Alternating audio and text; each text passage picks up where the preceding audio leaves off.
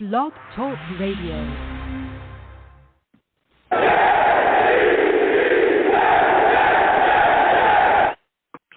What's going on, folks? It's your boy Long Beach Joe, and I am back at it. Okay.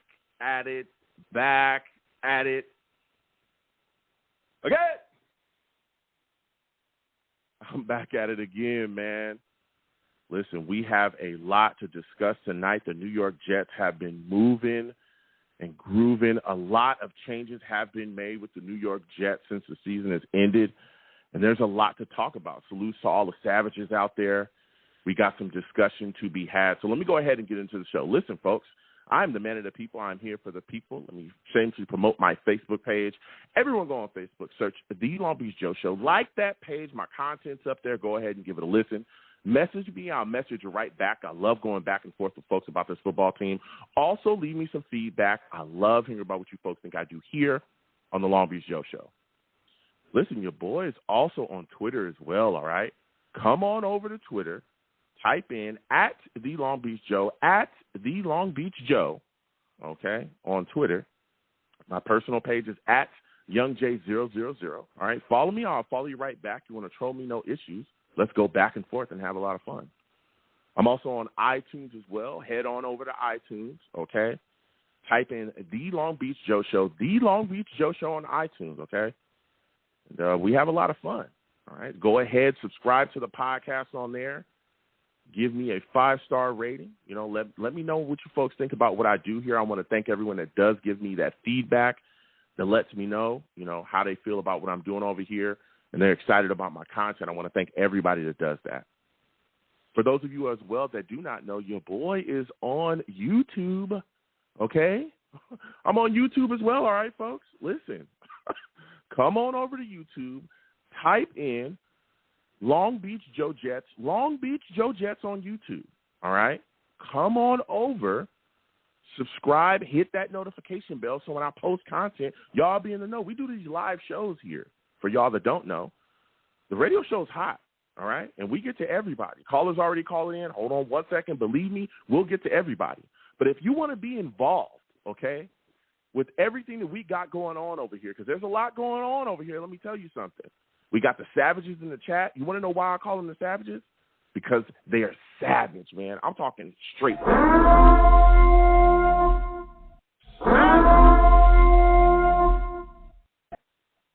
They get after it, man, and they don't play no games, okay? None.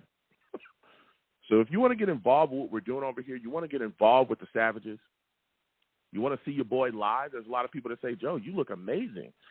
We didn't know you looked so good. We like your takes. We like how you sound, but you're a good-looking guy. I say thank you. I'm not cocky. I'm not arrogant. You know what I'm saying? I'll take the compliment all day. So you want to see all of that. You want to chat with the Savages. You want to go back and forth with people. Hop on in on YouTube, all right? Long Beach Joe Jets. Subscribe. Hit that notification bell. Let's go back and forth, all right? So with all that said now, let me tell you something. The Jets have been handling business, all right? First off, we're going to start with the closeout interviews that we had for the season. And, again, salutes to all the callers, salutes to all the Savages as well in the chat. Mr. Magic, Christopher Phillips, everybody else is down there as well. And we're going to get to everybody in a second. Just hold on, callers. The New York Jets had their closeout, meetings with the press. As we all know, our season's over. We had a chance to make the playoffs, but that just didn't come to fruition. And as the closeout was going on and guys were talking, again, when the New York Jets were, cleaning out their lockers, every single player had a shirt in their locker that said, finish. And that was a message from the staff, the coaching staff in particular, to finish, right? That's the big lesson that we learned this year from the season, finish. Because if we would have finished a bit stronger, right, we could have possibly have gone to the dance. Finish games, finish the season, finish strong. The Jets finished a 6-game losing streak because we didn't finish as strong as we hoped we would have. Now, the media did talk to Quinnen Williams. Quinnen Williams says he wants a new contract. Q says he wants a new contract and he wants one before April, okay? He wants it before the voluntary off-season program, or he'll skip the voluntary offseason program. When the media asked him if he wanted to be the highest paid defensive tackle or the highest paid defensive lineman in the league, he just said, hey, he wants to be fairly compensated, which was a very smart answer. He also brought up very smartly about how the New York Jets struggle to give their first-round picks, right? The guys they select in that first round, how they often struggle to get them to a second contract. They usually don't sign those guys. I think it's been like the last 7 years or something that we haven't given our first-round pick a second contract. And, you know, the names are there, all right? More recently, Jamal Adams, which we ended up trading away, Sam Darnold, which we ended up trading away. We can keep going through the first-round picks that the Jets don't see a second contract with the New York Jets. And he also said that he wants to be here. He wants to continue to be a part of the culture change. So that was huge because everybody's like, okay. And, again, we've seen the impact that Quinnen Williams has had on the season, right? We've seen that. And Joe Douglas came out and spoke about it as well when asked by the media. He said, you know, that he's going to sit down with the team, the staff that puts together the contracts there, the financial aspects, and he's going to do what's best in the interest of the team. Now, there was a lot of Jets fans that looked at that situation and said, whoa, wait a minute. I don't like that answer. Let me tell you why I do like the answer. Let's be serious here. We all know that Joe Douglas wants to keep Quinnen Williams. All right? You look at the production and the impact that he's had on this football field. It's off the charts. He led the team with 12 sacks. He's our sack leader for the year. He's also second in the league in sacks among interior defensive linemen for a lot of time throughout the year. He was actually first, right? And if you want to look at what the Jets defensive line looks like without Quinnen Williams, go back and watch that Lions game. That game, guys, the one that we couldn't get any pressure on, Goff. Anybody remember that? I do. And you saw that not only could we not get any pressure on him, there was no one wreaking havoc up the middle the way that Quinnen Williams would normally do.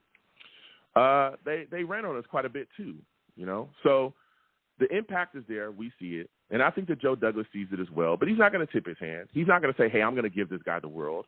I think he's going to do what it takes to keep Quinnen Williams and get a fair deal. Now, keep in mind, there's some contracts that's out there. You look at Aaron Donald, he's making $31 million a season. I don't think Quinnen Williams is going to get that.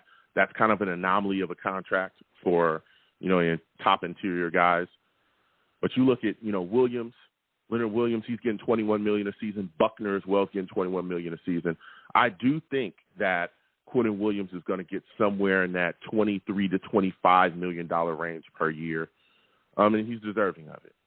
The guy has been phenomenal. He's been the outright player. You could argue that he's the best defensive player for the New York Jets, and he showed up week in and week out. And let me tell you something else. You do that, that shows the locker room that if you're a guy that comes in and works hard, keep your nose clean, you don't get in any issues, then guess what? You'll be kept here with the New York Jets. Guys in the locker room will see that and go, okay, we're absolutely buying in. That also reverberates to outside the locker room too, because guys outside will see, okay, you know what? Look, the Jets, they reward their guys. They keep their guys. If you come in and you play like a Jet, like everybody says, then guess what? You'll stay a Jet. And so that will continue to show people that there's a real culture change here as well. You look at the New York Jets situation at QB. Mike White came out and talked to the media as well, said he loves being a New York Jet, and he wants to remain here. But he knows things change in the NFL very fast. You know, it's a fluid situation. But he says, hey, if he's forced to go elsewhere, because he is an unrestricted free agent, if he's forced to go elsewhere and he has to move on, then he thinks he can be successful elsewhere. Now, again, I personally believe it would be in the New York Jets' best interest to keep Mike White. When you look at him, he's looked the best out of any quarterback that we've had within this system, well, within the system we recently had, the Shanahan system, than anybody, right? You look better than Zach Wilson. He looked better than Flacco. He's been the guy that has really shown flashes. And I don't understand why there's a lot of people that want to move on from him, kind of feel like it's because his name isn't flashy. And we'll get into the Jets' options at quarterback in just a second. But he's been absolutely, a guy that's coming here, put in work. The team loves him. And you can see the difference in the offense when he's on the field. He puts things together. He had 1,192 yards this season, 3 TDs. And if he hadn't jacked up his ribs against Buffalo, you can argue that this team probably would have been in the dance with him at the helm for all of the games, Spoke with Zach Wilson as well. He spoke to the media. He came out and said if the Jets sign a veteran quarterback and that looks to start over him, and this is a direct quote, he's going to make that dude's life a living hell every day in practice. Whoa. I mean, whoa. That's a good sign, okay? We all know that Zach Wilson's been very up and down, but guess what? That shows that he's as committed to being a New York Jets quarterback as the Jets are committed to him, to wanting him to be their quarterback, right? Of course, this coaching staff has come out and talked about how they're going to coach him through hell or high water. Sulla came out and said that himself. They're going to do whatever it takes to make this kid better. That was their saying. And again, there's other options as well. We'll get into Lamar Jackson, Aaron Rodgers, Jimmy Garoppolo, Mike White again, bringing him back as an option there at quarterback. But we'll see what the Jets, do going forward. And again, Sulla also came out as well during that day and talked about looking for a senior offensive assistant for a quarterback. He didn't replace Greg Knapp, and that kind of bit them in the butt, going down the stretch. So as the time continued on, then we get to Mike LaFleur being let go by the New York Jets. He actually parted ways with him and has moved on. That was a shocker to people, okay? Because guess what? Mike LaFleur is a very interesting situation because the Jets were planning on bringing him back in 2023. Up in question, right? There were other teams that constantly were calling for him, constantly calling about him, interested in what was going on with him, and the Jets just opened the door and allowed him to pursue other opportunities that he wanted to pursue. And he ended up walking away from the New York Jets. Wow. And the reason why this was a little bit shocking to me was because Sulla came out and publicly defended Mike LaFleur this season. He talked about how, yes, the season one is great, but guess what? If he had got scapegoated, right, if somebody had looked at him and said, hey, look, after his first year in San Francisco, where they didn't have that great of a year, if Shanahan had looked at him and said, hey, listen, I want to move on from you. You're going to be the guy I'm going to scapegoat. You're going to be the guy that's going to be out of here. Pack your bags and go. Then, where would he be? He said, hey, listen, Kyle Shanahan sat down with me. We reviewed some things. We went over some stuff. And the rest is history. Now I'm here. But still and yet, Mike LaFleur is gone. He's moved on. He's going to pursue other opportunities. So there, the offensive coordinator position, wide open here. Keep in mind, the Jets' offense this year, not that great. 31st in points per game this year, 27th in yards per game. We didn't score a touchdown in the final 3 games that we played.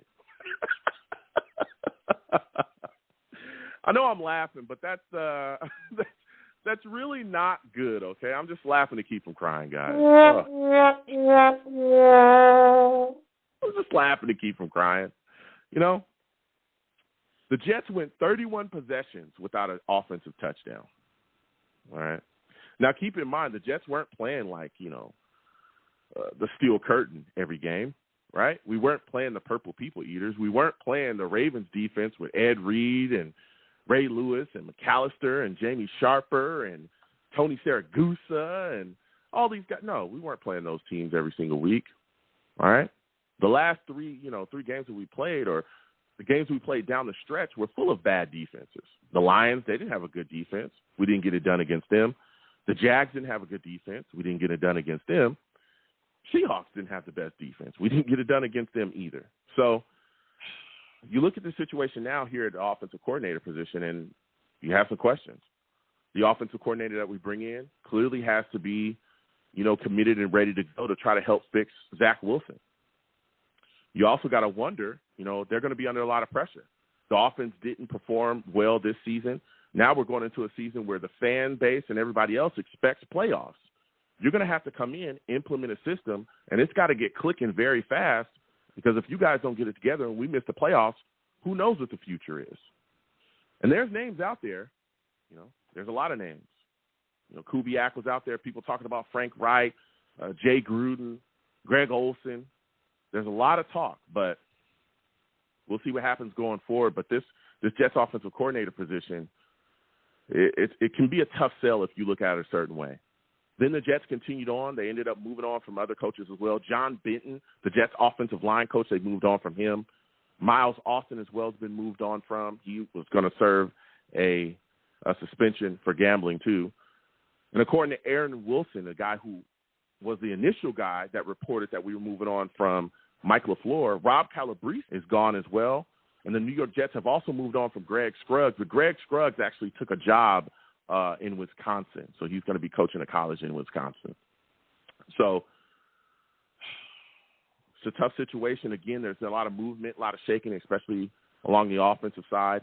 So the next offensive coordinator that we bring in here, he's going to have, his chance to really bring in some guys to help him implement his scheme. Sulla also talked to the media as well. And there was a lot of rumors swirling that Woody Johnson was possibly the guy that was involved in making the decision to get rid of LaFleur. Michael Lombardi came out and talked about that, how Woody Johnson wanted to get rid of the entire staff. But Sulla off the bat said that Woody Johnson gave him full autonomy to make changes. He says it. Do we believe it? We all know that Woody Johnson, has stuck his nose in the front office business before, in football operations before. And it didn't work out the best, but he did it. He also said when asked about the offensive coordinator spot and why it would be attractive for a new offensive coordinator with all these question marks surrounding the offense and possible job security and Zach Wilson and all these things, he said that he thinks the Jets' offensive coordinator spot is attractive because of a top defense and young talent, which is true. We have that. Elijah Moore, Garrett Wilson, ATV, right? And our defense is solid. Then, as he continued to talk about the offensive coordinator spot, he said that the Jets aren't looking for a particular scheme, which was very interesting as well. Because when you come in and you implement a new scheme, generally it takes time for guys to get used to that scheme.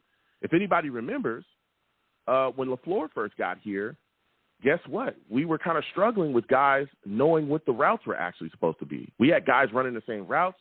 Some guys didn't know where they were supposed to be within the offense. We had false starts because guys didn't understand the snap count. There was a lot of issues with, with conversation out there. There was a lot of issues, confusion out there as well with signals. There was a lot of issues out there offensively as they tried to adjust and figure things out. So the communication was off within the offense as well. So you got to wonder, if the Jets are changing the scheme, what does that mean for the offense? And he also said a new offense would be a big challenge for Zach Wilson to learn as well. And when asked about Zach Wilson in the quarterback position, what the Jets are going to do, Sulla came out of his own mouth and said the Jets will attack the quarterback position in the offseason, which is big. They also spoke with Woody Johnson as well. We'll get to callers in just a second. Again, 515-602-9639. 515-602-9639 is the number. Call in. The lines are hot. We're getting to everybody. It's going to be the last thing I'm going to talk about. I can go on forever, but it's the last thing I'm going to talk about here. Woody Johnson was also spoken to the media as well. He did a little Q&A, and immediately he said there's no playoff mandate for Sulla and Douglas in 2023. Do I believe that? No. No, not really. Okay? Now, if you want to believe it, hey, it's cool, right? But everything that we've heard from the fan base and everybody else expects playoffs. And I kind of doubt that there's, not a playoff, not playoff aspirations or a playoff mandate from Woody Johnson. I don't necessarily believe that, but he did say that. He also said as well that he's willing to spend big on the quarterback position. He called it the missing piece. When asked by a reporter, okay, hey, you're willing to spend big, right? He said, absolutely. The reporter said, no matter the cost? And he said, whoa. We've got a cap. We have a salary cap that we have to deal with here. But, I'm willing to handle business. Yeah, I'm willing to do what it takes. It's the missing piece. It's extremely interesting.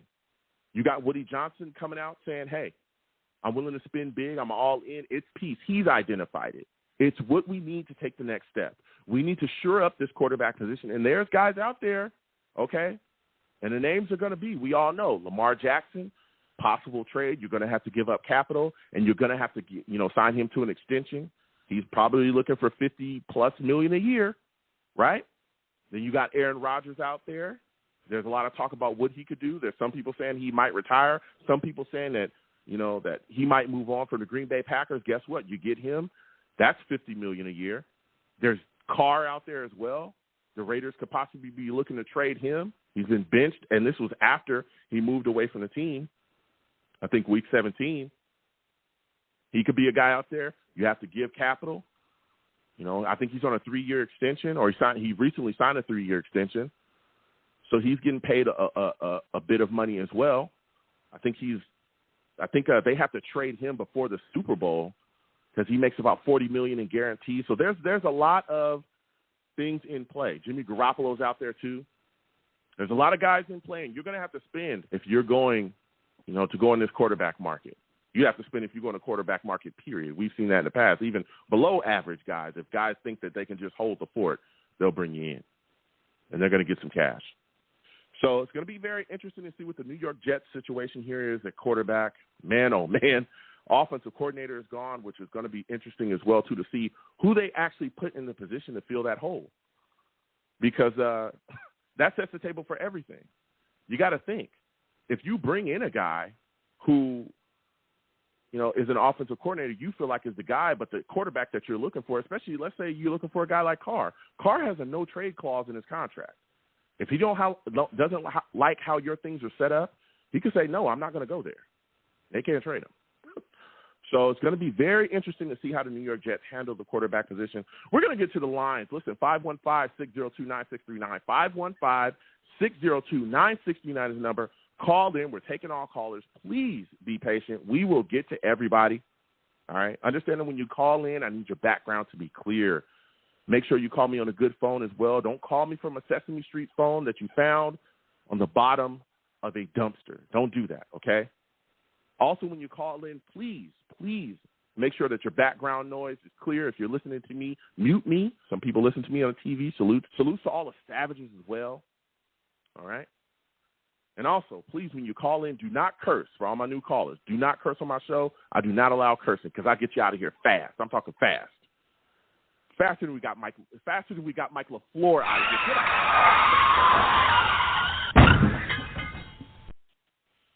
Was that too soon? Was it too soon? Savages? Was that too soon? We're going to get to these lines. 515-602-9639. 515-602-9639 is the number. Call in. We're taking all callers. First caller I'm going to. I think some people are telling me that it was too soon. First caller I'm going to is my guy, Chris. Chris, I'm coming directly to you. Other callers, please be patient. We'll get to everybody. Hey. Chris, salute to you. On? I want to thank you for calling in. All right, good, Joe, Chris, man. You having a good time, huh? I'm having an amazing time. You know who's not having a good time right now? LaFleur. We've moved on from him. He's no longer here with the New York Jets. Yeah. Give me your thoughts on him being out as an offensive coordinator. How are you feeling about that move? Well, I was feeling that that he was like a young offensive coordinator, and he was learning. But like I said, you know, we had the worst. I mean, the numbers don't lie. I mean, our offense was really bad, and Kamara barely moved the ball. You know, under a lot of things, and you know, other teams have had injuries and stuff, and still been able to score touchdowns. So I mean, it was just. I think it's just a thing of inexperience. I think he'll be a good offensive coordinator later on in his career, but I think we need somebody, a veteran, to come in here and actually get this team on board to score points. I think we got talent. Okay, and I respect that take. Now, I want to play a little game with you here, Chris, because I know you know the Jets. I know you got some good takes. You look at the situation here with the Jets. There's some things that really could hinder you from getting one of the top offensive guys. Some guys want Cliff Kingsbury. Some guys are screaming about Frank Reich. Some guys are screaming about, you know, just all kind of guys out there, Jay Gruden and all these guys, right?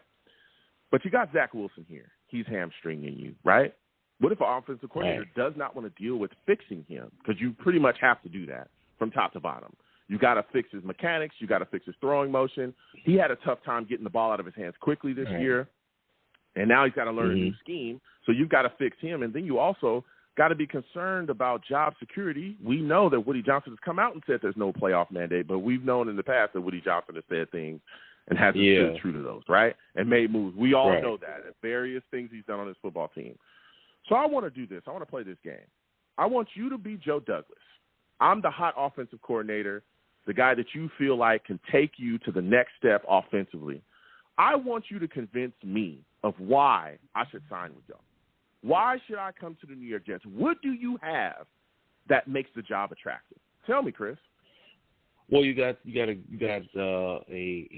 great wide receiver in Garrett Wilson. I think he's going to be is only going to get better. I think you got Elijah Moore, who's going to be a great slot receiver. I think you got a great running back in Breece Hall. You got guys, offensive playmakers. As far as the offensive line, you got Elijah Veritaka, who is a Pro Bowl offensive lineman. And, you just got to put some pieces around the offensive line, fix up the offensive line, and you got a pretty good team. Zach Wilson is a raw reclamation project. But, a lot of people thought Jalen Hurts couldn't be fixed. And, a lot of people thought Jalen Hurts was out of the thing. A lot of people said that, everybody said, hey, Philly's going to draft a quarterback with those 2 picks that they had. But Jalen Hurts actually turned out to be pretty good.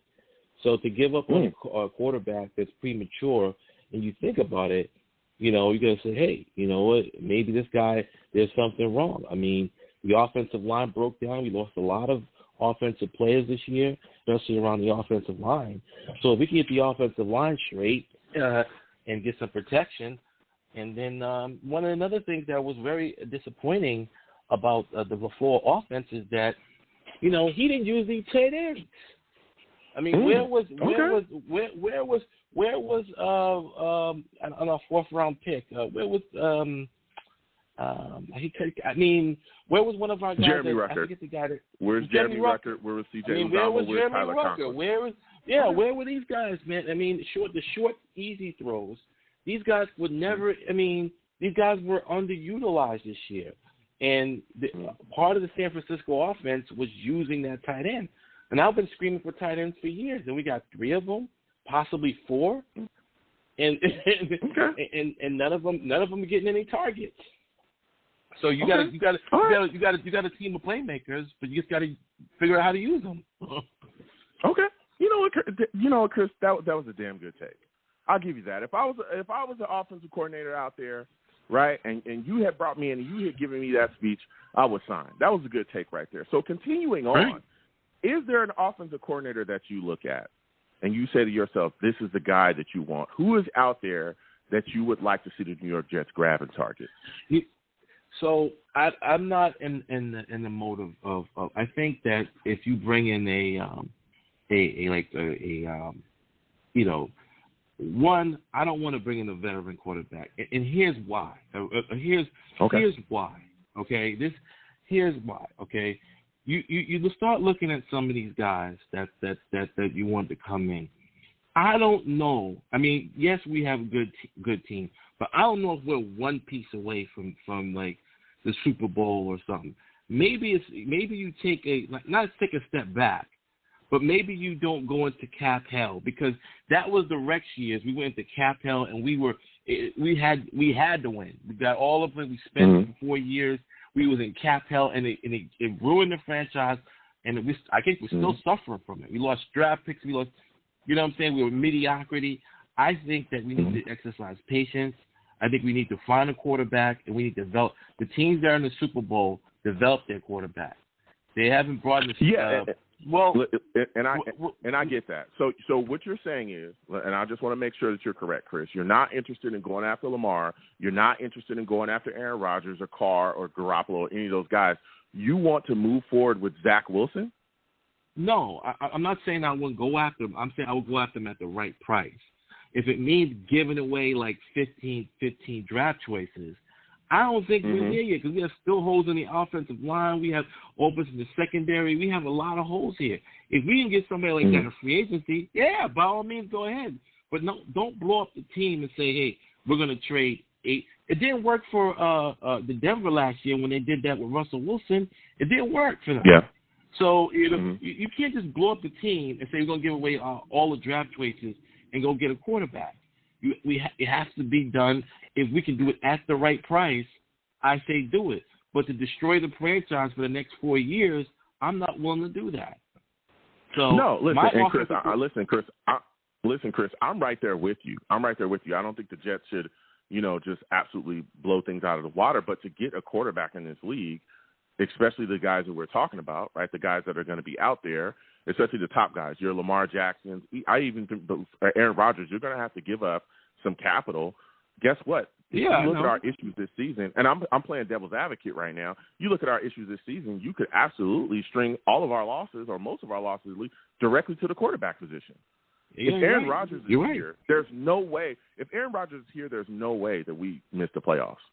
Yeah, you're Lamar right. You're absolutely right. Here, Stephen A. just talked about it. If Lamar Jackson is here, we're probably in the AFC Championship because we don't have that type of ability at the quarterback position. We don't. And QB is the most important position in the entire game. We've seen guys, we saw Ryan Tannehill, right? A guy that was at one point thought of as a bust. He was able to put some things together, get to Tennessee, and they called him their franchise quarterback. They signed him to a pretty big deal. That's what I'm saying. This is a guy that was an afterthought. He's been able to lead them. Yeah. But guess what? He got paid though. He got paid quite a bit of money for those times. So yeah, you're going to have to give up something when you look at the context and situation that we are in and how we have to handle the quarterback position. So Chris, go ahead and give me who your offensive coordinator would be quickly. Okay, the offensive coordinator that I'm looking at, under the scenario that we're bringing in, I don't want to bring in. Okay, I'll give you two names. I think that for sure Aaron Rodgers is getting traded.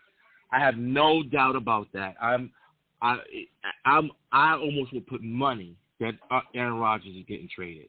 Okay, so if we're getting Aaron Rodgers, I would bring in Paul Hackett, the guy from the thing. He's done well with that offensive coordinator. He knows him very well. And if we try to develop Zach Wilson, the guy that's the quarterback's coach for the Eagles who turned around Jalen Hurts' career, I would bring him in as the offensive coordinator. Those are good takes right there. So my next and final question for you, Chris, because you've had quite a call. Quinnen Williams wants a new deal, man. He wants a new deal. Yeah. If you're the Jets general manager, what is the most you're willing to give him per year? Are you in the $21 million, $22, $23 million? What are you looking at as being the cutoff range for you to actually keep Quinnen Williams a Jet? I mean, you could always manipulate the cap. I say 20, 24, 25 with incentives. You can maybe go up to maybe 30 with incentives, with easy incentives. But here's the thing about Quinnen Williams, and here's what I'm scared about. Remember when Muhammad Wilkerson had that great year, right? And they said, pay the man. And then Muhammad Wilkerson got all that money, right? And the next year he came back, wasn't the same dude. We gave there's a ton of guys like that we gave a lot of money to. And then they came back the next year, and they wasn't because they were playing for that contract. When you don't play for that contract, are you going to be that good? Now, I'm not saying Quinton's not going to be that way, but it's scary to have a guy to have a great year when he's getting crazy.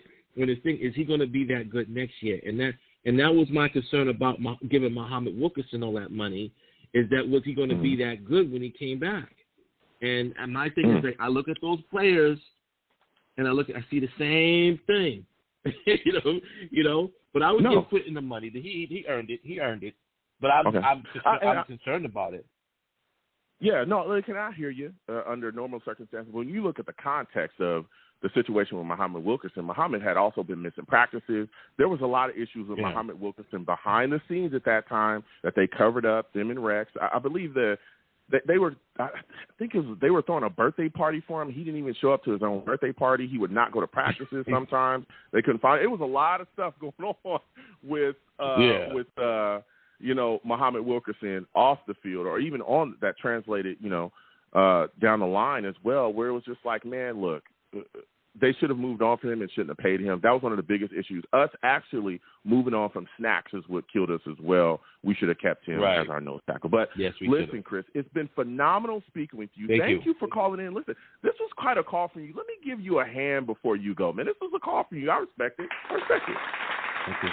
Yeah. Let's go Jets. Go. Not too much, studio. Not too much, audience, okay? I don't pay y'all for the extra claps. Listen, thank you again, Chris. You have yourself a good one, all right? All right. Thank you. All right. Listen, Chris calling in. Oh, we just lost. You just lost Bill. Bill, call back in. We just lost you. I'm going to keep getting to these lines. Again, 515-602-9639. 515-602-9639 is number. Call in. We are taking all callers again. Everyone, please be patient. We will get to everybody. Hopefully, Bill comes back on. But now we're going to go to Ted. Ted, we're coming directly to you. Colin, Rich, June. Hopefully, Bill is able to call back in, and we'll get to him.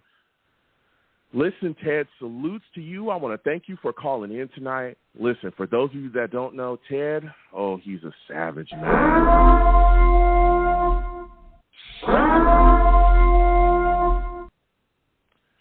Ted, we're sitting here, we're talking Jets. We just got rid of, or if you listen to, the reports, Mike LaFleur has moved on, decided to part ways with the New York Jets.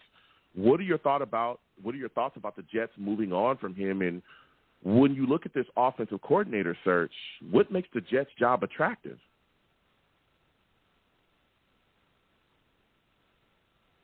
Eight one three. Ted, if you're talking, we can't hear you. If you're talking, we can't hear you. Sorry, Joe. Okay, now okay, go ahead. Sorry, Give Joe. us your takes, man. What are your thoughts on that? Sorry, Joe. I muted you. Good evening, Joe. It's been a few weeks. Yep.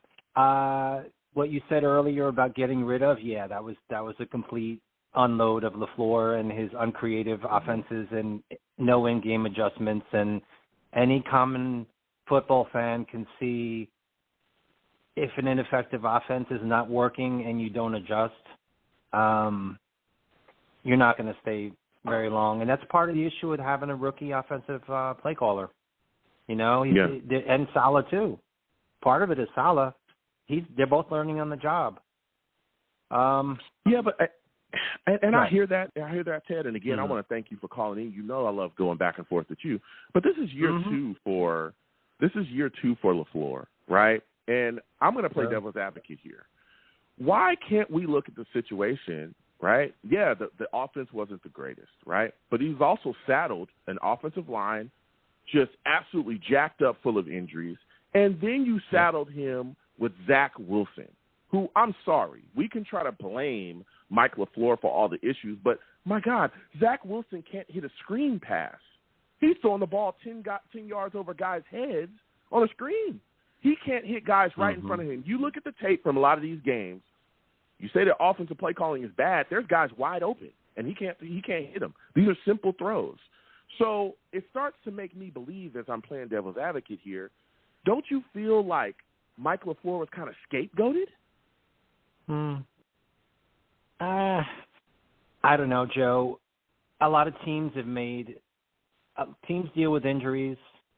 I have to point to a team like the Texans, who were basically competitive practically every week with whoever they had.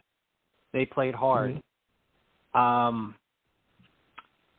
really think you bring up a fair point, but my biggest concern with the team in general is we started sort of kind of strongly with everything, and every aspect of our team faded.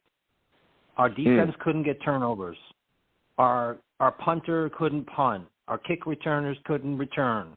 Our punt coverage couldn't cover. It's just like our receivers are frustrated. Our offense can't get going.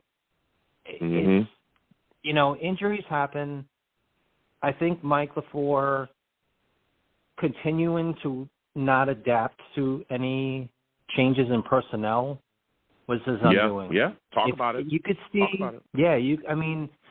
I know we were on, the 20th iteration of our offensive line. I mean, we've had horrendous injuries. I do agree with that. Yep. And we lost Breece Hall and Vera Tucker. But first down, run left, Mike. Okay, doesn't work. Yeah. Second and long. Zach scrambles, runs backwards.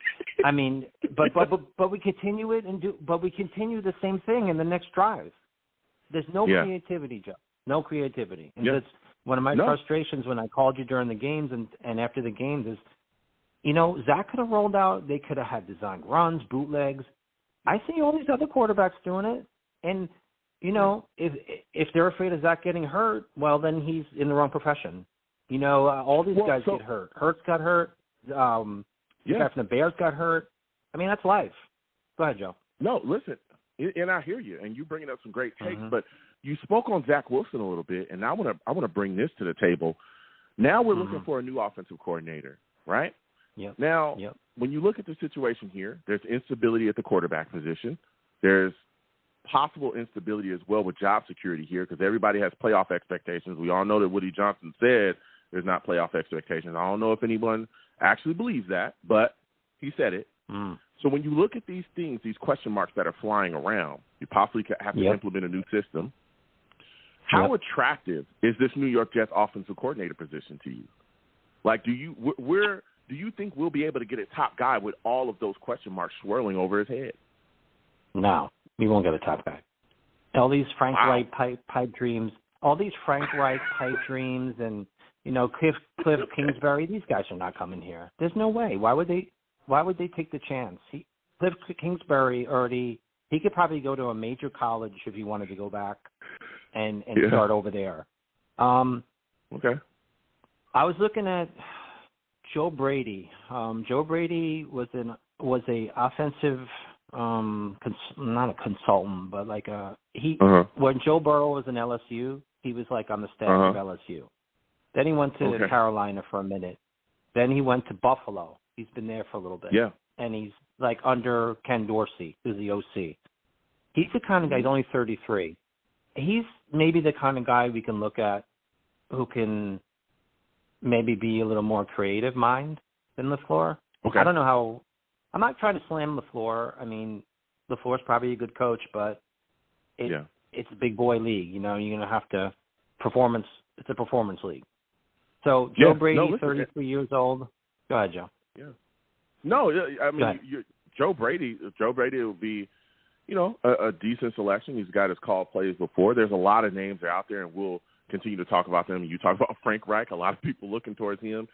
I'm a guy that's interested in Gary Kubiak. Again, he's been away from football for a bit, but, you can bring in a fresh mind and a guy that knows the system. It wouldn't be hard for him to continue on a better mind within the system, a system that we already, have been running. So there's a lot of thoughts and ideas out there. But my final question for you is, you look at this Jets quarterback position, you talk about the offensive coordinator. What do you make of it? Do you think that we should move forward with Zach Wilson? Are you looking to see the New York Jets bring back Mike White? Are you a guy that wants to see us target Aaron Rodgers and Lamar Jackson? We've heard them come out and talk about spending big.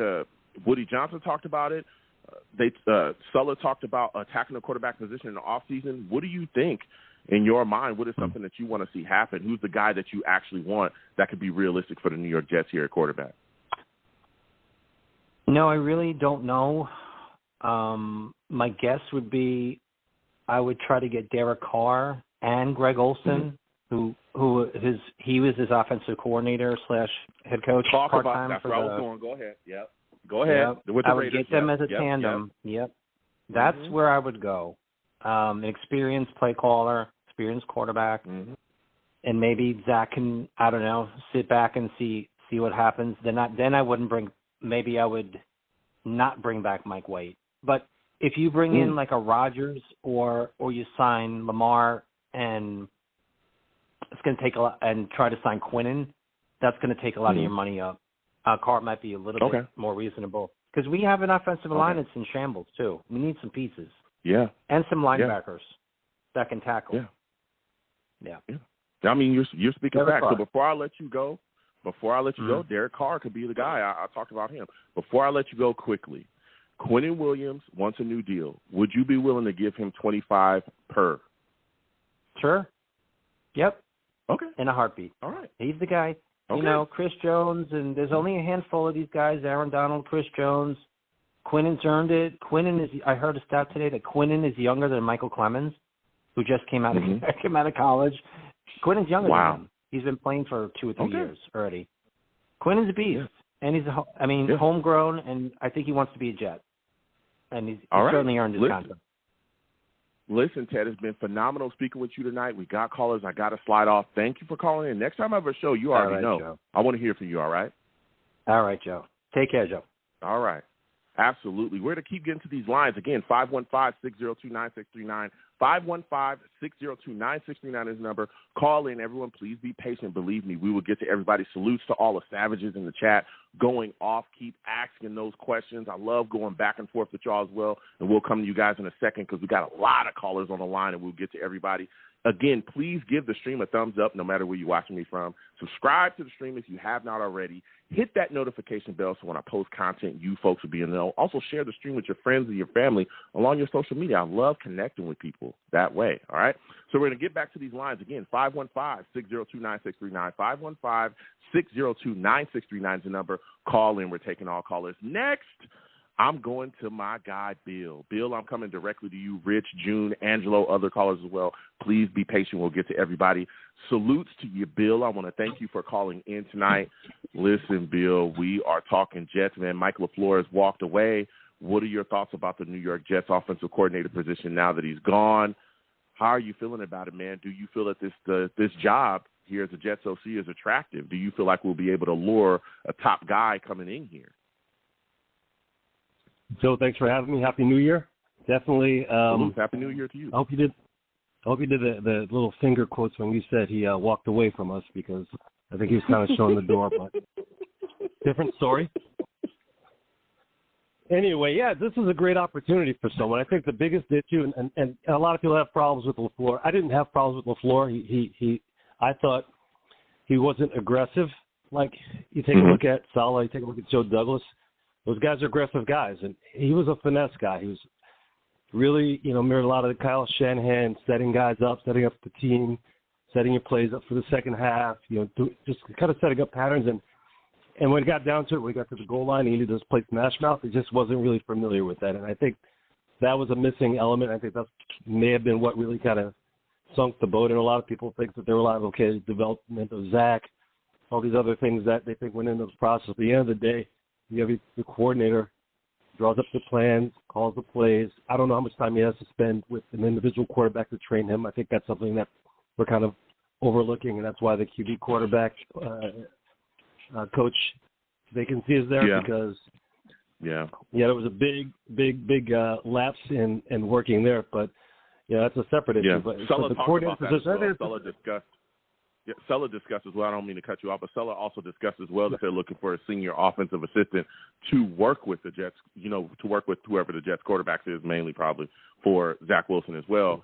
Because when Knapp passed away, rest in peace to Coach Knapp, there was really nobody there to kind of pick up the slack. They brought in Calabrese, and he was working with different guys. But, again, that senior offensive assistant is definitely going to be in that room. And Sella also said that one of the reasons why he didn't bring this guy in was bring somebody else in was because he wanted – didn't want a lot of voices. He wanted a quiet QB room, but looking at the situation, probably wasn't the best. But continue on. I didn't want to cut you off. No, you nailed it. I mean, you filled in the blanks right there. That makes my point even more, I'm more forceful behind that point, that right now for the offensive coordinator, you need to get someone in who is experienced, aggressive, flexible, and they're going to have to get someone, I think, in terms of who can they get, I don't know names off the top of my head. I haven't looked at a lot of the guys out there. I heard Joe Brady, who would be a disaster, and I would not be excited about him at all. But when you take a look at what they have to offer, I mean, obviously the team is aggressive. They have a great locker room. They pick each of these guys, handpick guys, character guys who want to win. They put a lot of work into the roster in terms of getting the right types of guys. They just have to have the right types of people teaching these guys. And now, every day it's a different position coaches being let go. And when you take a look at it at the end of the day, the coordinator comes up with the game plan, and the position coach has to teach his guys. And we just see too many errors, too many penalties to think that the position coaches are really being effective, because, there's only so much you can put on the coordinator who's calling the plays. But, when you're sitting there and you're going over, okay, what are we supposed to do in this situation? That's a position coach. And across the board, I think we all can agree that everyone's underperformed. Yeah. So when you look at the situation here, and you're bringing up some great points, when you talk about the position coaches and all these things, were you shocked that Robert Saleh basically came out and said they're not committed to bringing in a certain scheme that they just want to bring in, a guy that they feel is right, and they're not committed to bringing in a guy that already basically runs the scheme that we have. So I would think that you get rid of Mike LaFleur, you want to bring somebody else in that already runs the Shanahan scheme because, again, it's going to take time to adjust. Do you think, were you surprised hearing that? And also, when you look at the situation, if they don't bring in this same scheme, are you concerned that the New York Jets offense could possibly take a step back next year with all the miscommunications that we could possibly see when implementing said new scheme? Yeah, I mean, I should have recorded what you said and just played it back. I feel the same way. How are you going to get a quarterback? You're concerned about your quarterback's progression. He's been with the offensive coordinator in this scheme for 2 years, hasn't performed. And I might add that the issues that we're seeing are the same issues he's had on all the draft reports that you've read about Zach, the issues he had in terms of under pressure, not making decisions, getting the ball out late. These are things that we knew going in. So you think that when you draft a guy who has these project issues, you would have had a plan in place to address them. But the plan was not put in place, right? He wasn't taking to the plan. At the end of the day, you can have all the great plans to get these guys and think they can fix him somehow, but if he doesn't get it, he's not going to get it. So I don't know why you go ahead and bring in a whole new scheme. The guy was having issues before. Now he's got to focus on his footwork and not being afraid to get hit and all these other things and learn a new scheme. So I don't know, man. It's kind of it's showing me more and more. I feel more and more that maybe Saleh would have liked us to work a little bit differently. Maybe he got word that Woody kind of wanted things a certain way also, because a lot of it doesn't make a lot of sense if you're looking to grow your team over the long term. Like before the season started, we had, I think Vegas said we should win 5 games, 5.5 was the line or whatever. We won 7 games, almost made the playoffs. Maybe it would have been better off if we didn't get that close. We maybe got 4 or 5 wins, because then the timeline of progression would have been like, okay, we're building on this thing, because now this seems like we're starting fresh, like you said. We got to bring everyone up the scheme. If you don't get a guy who has the Shanahan style offense, and it's always going to be kind of different anyway. So I'm kind of nervous about that. I'm kind of nervous. I'm hoping they can bring someone in who's experienced, who knows how to bring in a simple offense, simplify it so that he can understand that at certain points we have to be a little more simplistic. And that may have been a problem, like I said, with LaFleur he got too cute. He got too funky. He had guys in motion all over the place, guys moving all over the place. So it's like line up and snap the guy in the mouth in front of you. Let's play football that way. Yeah. All of the fancy stuff. Yeah. He leads to errors. He gets the guys getting confused, guys missing blocks, and then you have these problems. So it's simpler might be better in this case, and we might have to go simple because we're bringing in another offense that everyone's going to have to learn quickly, and in a year where it's playoffs or a lot of changes are going to be made. Yeah, you're right. There was times, again, LaFleur would just get too cute, and we saw where that happens. Now, my final question before I let you go, Bill, because you've been bringing in some heat. You look at the New York Jets quarterback situation right now. In your opinion, do you think the New York Jets should go after a guy like Lamar and Aaron Rodgers, or what do you think the Jets should do as you're sitting right now? Is Carr a realistic option for you as a Jets fan? Is that a guy you want? Who are you looking at? I'm not a huge Carr fan. I think at this point, Aaron Rodgers would be a guy I would get behind. He's got the experience. He's moody, but that's fine. I think New York is good for moody people. It's New York. I think he'd fit in, being kind of quirky. I think we need a guy for a couple of years while we can do the right thing and pick up maybe if there's a way to get Mike White on a contract and have him sit as a number 2 to sit behind Aaron Rodgers. I think that's a pretty decent quarterback room to have those 2 guys together for a couple of years. I think the biggest issue that we have to keep in mind is that the team is ready to go. So all these draft picks, everyone's worried about, we have to get these draft picks. We don't need draft picks. We have a team that's ready to go. We just need a quarterback. So the draft picks, if they're something that we need to use to get that quarterback, who cares? We're not going to draft a quarterback who's going to be ready to win next year. So a lot of these people getting hung up on, 2 first round, 3 first, it doesn't matter. The team needs to get someone who can sit in and lead a team, especially if we have a new coordinator. You need a quarterback who's going to be able to sit in there and work with these guys and be on the same page with the coordinator. Something Zach had an issue with because he was still trying to figure out a lot of other things. Mike White did a great job. The reason they got Mike White is because he played in 2 different systems with 2 different colleges. So they knew he was a smart guy and he could pick up and run with it. And we saw that the team fell behind him immediately and they're all confident. So you need a quarterback like that who's going to come in. Guys will be confident. He can go ahead and lead. He's done it before. So as much as Derek Carr has a skill set and he may have had a lot of issues, circumstantial issues happening and the Raiders and so forth, I don't know if that's the guy's going to come in off the bat and the guys can relate to in that locker room where they can just get behind him immediately in a new system, new coordinator, and just go with it. And I think that's the guy that kind of have to go with. It's not a long-term solution. The guy's like 40 years old now. You get 2 more years out of him. I think that's all you really need. But I think before. Are you talking about Derek Carr? No, Derek Carr. I don't think he's adequate. That's why I'm talking about Aaron Rodgers. Well, he's not. Yeah. Aaron Rodgers is definitely 40. We got to figure out. Carr's 32, but I tell you what, if you bring in Greg Olsen, I can see them bringing in Carr. Olsen and Carr have a history. He was there again. I know people want to dump on Carr and they don't think he's that great. I'm here on the West Coast. I watch Carr. There's been a lot of issues with the Raiders that people do. Oh yeah, I know you are too, but a lot of people aren't. I'm sure you watch the Raiders as well here. Listen, there's been a lot of issues with the Raiders. And it has been a circus over there at times, right? A lot of dysfunction. They had stuff, going on with Gruden, and they got rid of him. Even Mayock and his drafts haven't been the greatest, right? But Carr has been a guy that has been solid. Real talk. He's been solid, and I think that he could come here and find a home, all right? Now, do I think he's Lamar Jackson? No, okay? Do I think he's even Aaron Rodgers? No. But do I think that he's a guy that can come in here and be solid and be what we need? Yes. Derek Carr would be the best quarterback on the team if he came here today. If you take, I will go with you. I will go with you on that. One condition. Go ahead. Give me the last word. One condition for Derek Carr is you have to teach him not to cry in press conferences. Oh my! No crying. We can't have that. Come on. Fan base will destroy him. We can't have that. All right. Last point I wanted to bring up. The offensive line. Everyone's trying to kill the team for not having a good season. The offensive line continuity was horrible. Mm-hmm. They played together about 75% of the snaps. The top 5 linemen.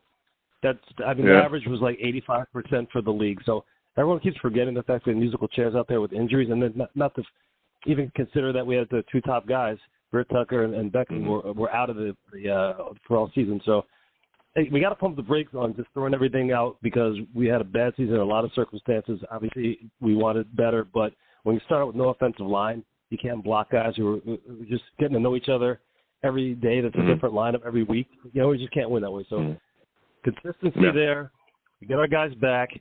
We need some more depth on offensive line of guys who are not just journeyman guys who are just plug-and-play bodies because we need the plug-and-play bodies to protect your quarterback so that you have some confidence. Zach was he was not the solution, but it was worse when he was under pressure all the time. So, we have to address that as well as the quarterback, and we'll be in good shape.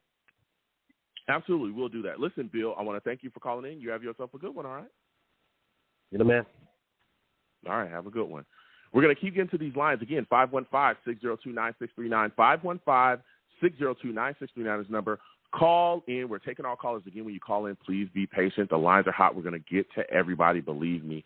Next, I'm going to my guy, June. June, I'm coming directly to you, Rich, Chris, other callers. Be patient, believe me. We'll get to you in a second. June, salutes to you. I want to thank you for calling in, my friend. Listen, we are talking Jets. We're talking Jets. What's going on, man? Listen, we're talking Jets. We're talking the offensive coordinator position here. We're talking quarterbacks. Give me your thoughts, man. Mike LaFleur now gone. How do you think the Jets will solve this issue here at OC? Who do you think will actually be able to bring in here to continue to move us forward offensively and make us better? Well, let me say this. I think it was the right move to move on from LaFleur. We had to. And the reason why, to be totally honest with you, was that Minnesota game sealed it for me. Not running the ball from the 1-yard line like that, throwing passes, reminded me of Bevel out there in Seattle, who they're talking about for us. I don't want Bevel. He didn't even give it to Marshawn Lynch at the 1-yard line. Move on from him. I got some sleepers. I've been, you heard when Salah said he's casting a wide net for the search, right? Mm-hmm. So I want to name you 3 offensive coordinators that are, I think you heard of one of them for sure. You heard of Brian Johnson out there in Philadelphia. People keep saying he's unexperienced. People don't understand that when he was at the Florida Gators from 2018 to 2020, he had the most prolific passing offense in college football when he was the offensive coordinator at almost 400 yards a game. So the man can coach offense. Like he ain't wet behind the ears. Maybe in the NFL he ain't do it yet, but he is an offensive coordinator who came out from college. The other one is somebody that, if we're gonna go the experience route, right? Because it looks like that's what they're talking. Don't sleep on Matt Nagy. Matt Nagy is a sleeper pick. I think that man knows his stuff. He caught a bad rap in Chicago, but his first year in Chicago, he went 12-4 with a suspect team. He's down there in Kansas City again with his mentor, Andy Reid. You know, Andy Reid coaches come out good. He could be a nice OC for us. I like Matt Nagy. And here goes another sleeper. If we're going to still develop Zach Wilson, right? Why not bring in a sleeper guy like Shane Day, who has been tasked with developing Justin Herbert? He's the man behind Justin Herbert out there in San Diego. He's been with him since they drafted him. He's successful because of Shane Day. That's a sleeper dude. I expect us to pull somebody in of that caliber. I don't think that we're going to get a Frank Reich, which I think he's overhyped, to be honest. But I don't think Frank Reich ain't coming down here, nobody like that. But I do like the Shane Day. I love the Brian Johnson kid from Philly, and I will be happy with a Matt Nagy. Okay. Listen, June, and you're bringing up some great guys, especially Matt Nagy. Matt Nagy, we all know from that Chiefs, line. And, again, he's called plays at this level, which would be huge, bringing in a veteran coordinator. Now, my question for you is, and I want to play this game with you as well, you talk about all these guys, right? But there's a lot of things going on swirling around the Jets. You might have to end up coaching Zach Wilson. There's questions about, possibly playoff mandate, job security being here. Because if the Jets don't make the playoffs next year, Woody could end up scrubbing and cleaning house, right? So if I'm Matt Nagy, absolutely, right, I'm the guy that you want, June. I'm going to make you be Joe Douglas. I want you to tell me why I should come in here. Why? What are you going to tell me that's going to entice me to want to be the Jets' next offensive coordinator? Give me your. Well, here's the reality. What's your spiel, man? Go ahead. I got you. Here's the reality. There ain't no place better than winning in New York. You win in New York, you become a legend forever. Joe Namath still gets free hamburgers everywhere he goes in New York. If you win in New York, you win in New York. Also, the Jets had the 4th overall best defense in the NFL last year.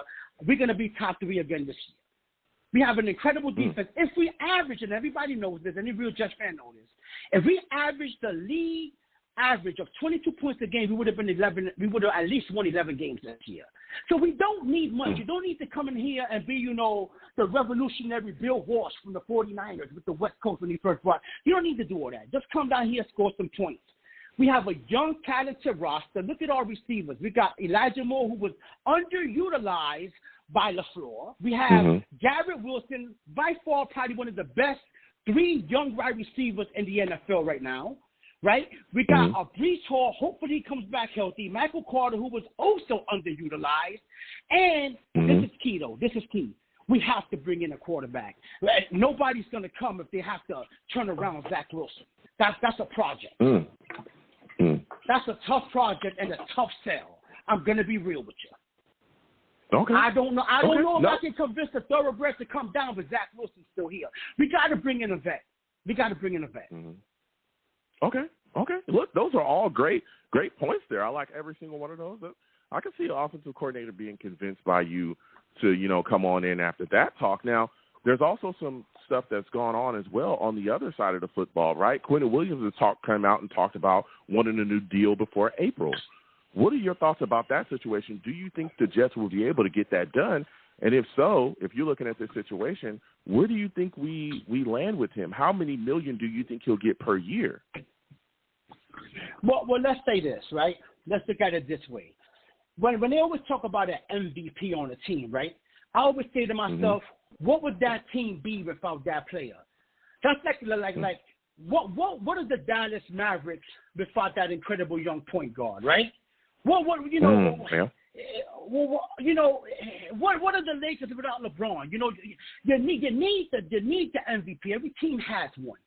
What is the New York Jets defense without Q-Dog? Okay. Nothing. It don't matter Sauce Gardner out there covering. You can't cover for 45 minutes. if we ain't putting no pressure. You got to show him the money.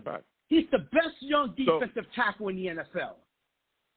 Okay, so would you be okay with the Jets giving him $23 per year? Would that be all right? I'll be okay with us going up to 25 if we had to, because we have to let go of Lawson and let the other young boy already coming off that edge like an animal. We've been holding him back for years. We're using sparingly. What's his name? Huff. We gotta let Huff. You talk about Bryce up, yeah. Yeah. Let Huff take over for Lawson. Get rid of Lawson, and Franklin Myers has to take a pay cut. We got to do whatever it takes. You got to sign Williams. You cannot. You lose Williams, our defense goes back to average. Okay. Now, June, you're bringing some fire right now. So before I let you go, man, you talked a little bit about the Jets quarterback position, not dealing with Zach Wilson, not moving forward with him. So what quarterback are you looking to see the Jets end up with? What guy do you think will realistically be able to attract to get in here, or what kind of move do you think we'll be able to make? All right, let me say this. When it comes to the quarterback position, any Jets fan who is saying, I don't want Lamar Jackson, I don't want Aaron Rodgers, just stop watching the Jets. Stop it. If there's a possibility we can get one of those two beasts, let's stop being foolish. Let's go out there and get them. Let's stop it. Okay, that makes it the automatic Super Bowl contender, Lamar Jackson, or my man Aaron the Beast Rodgers. It's automatic Super Bowl contender if we get one of those. Are we going to get one of those? The chances are slim to none. It's going to be very hard. We're going to have to give up a huge ransom for any of them.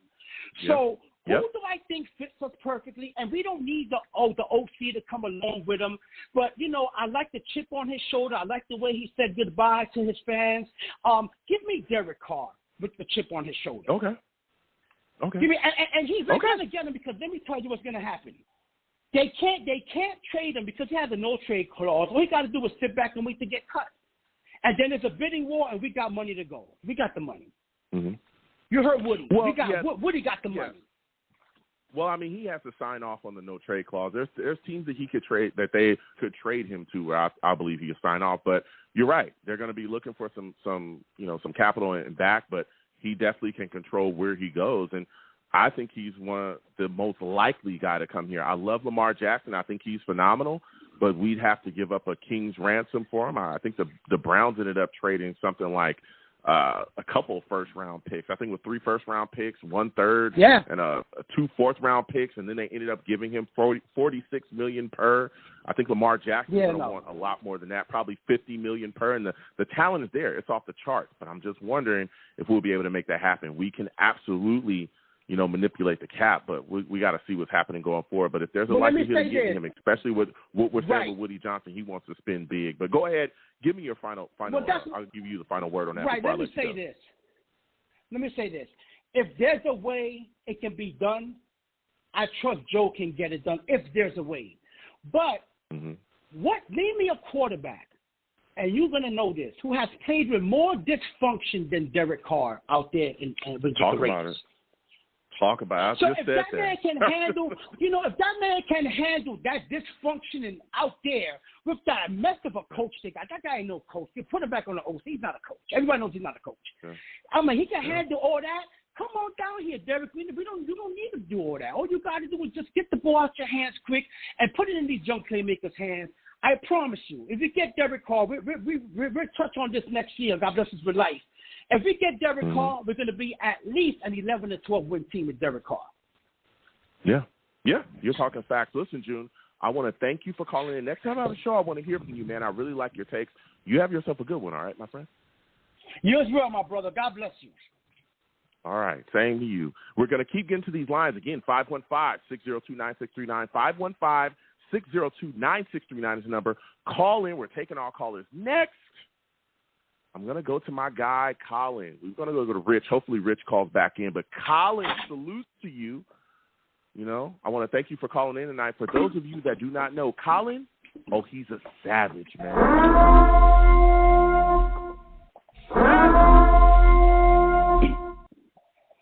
And he's also a hater.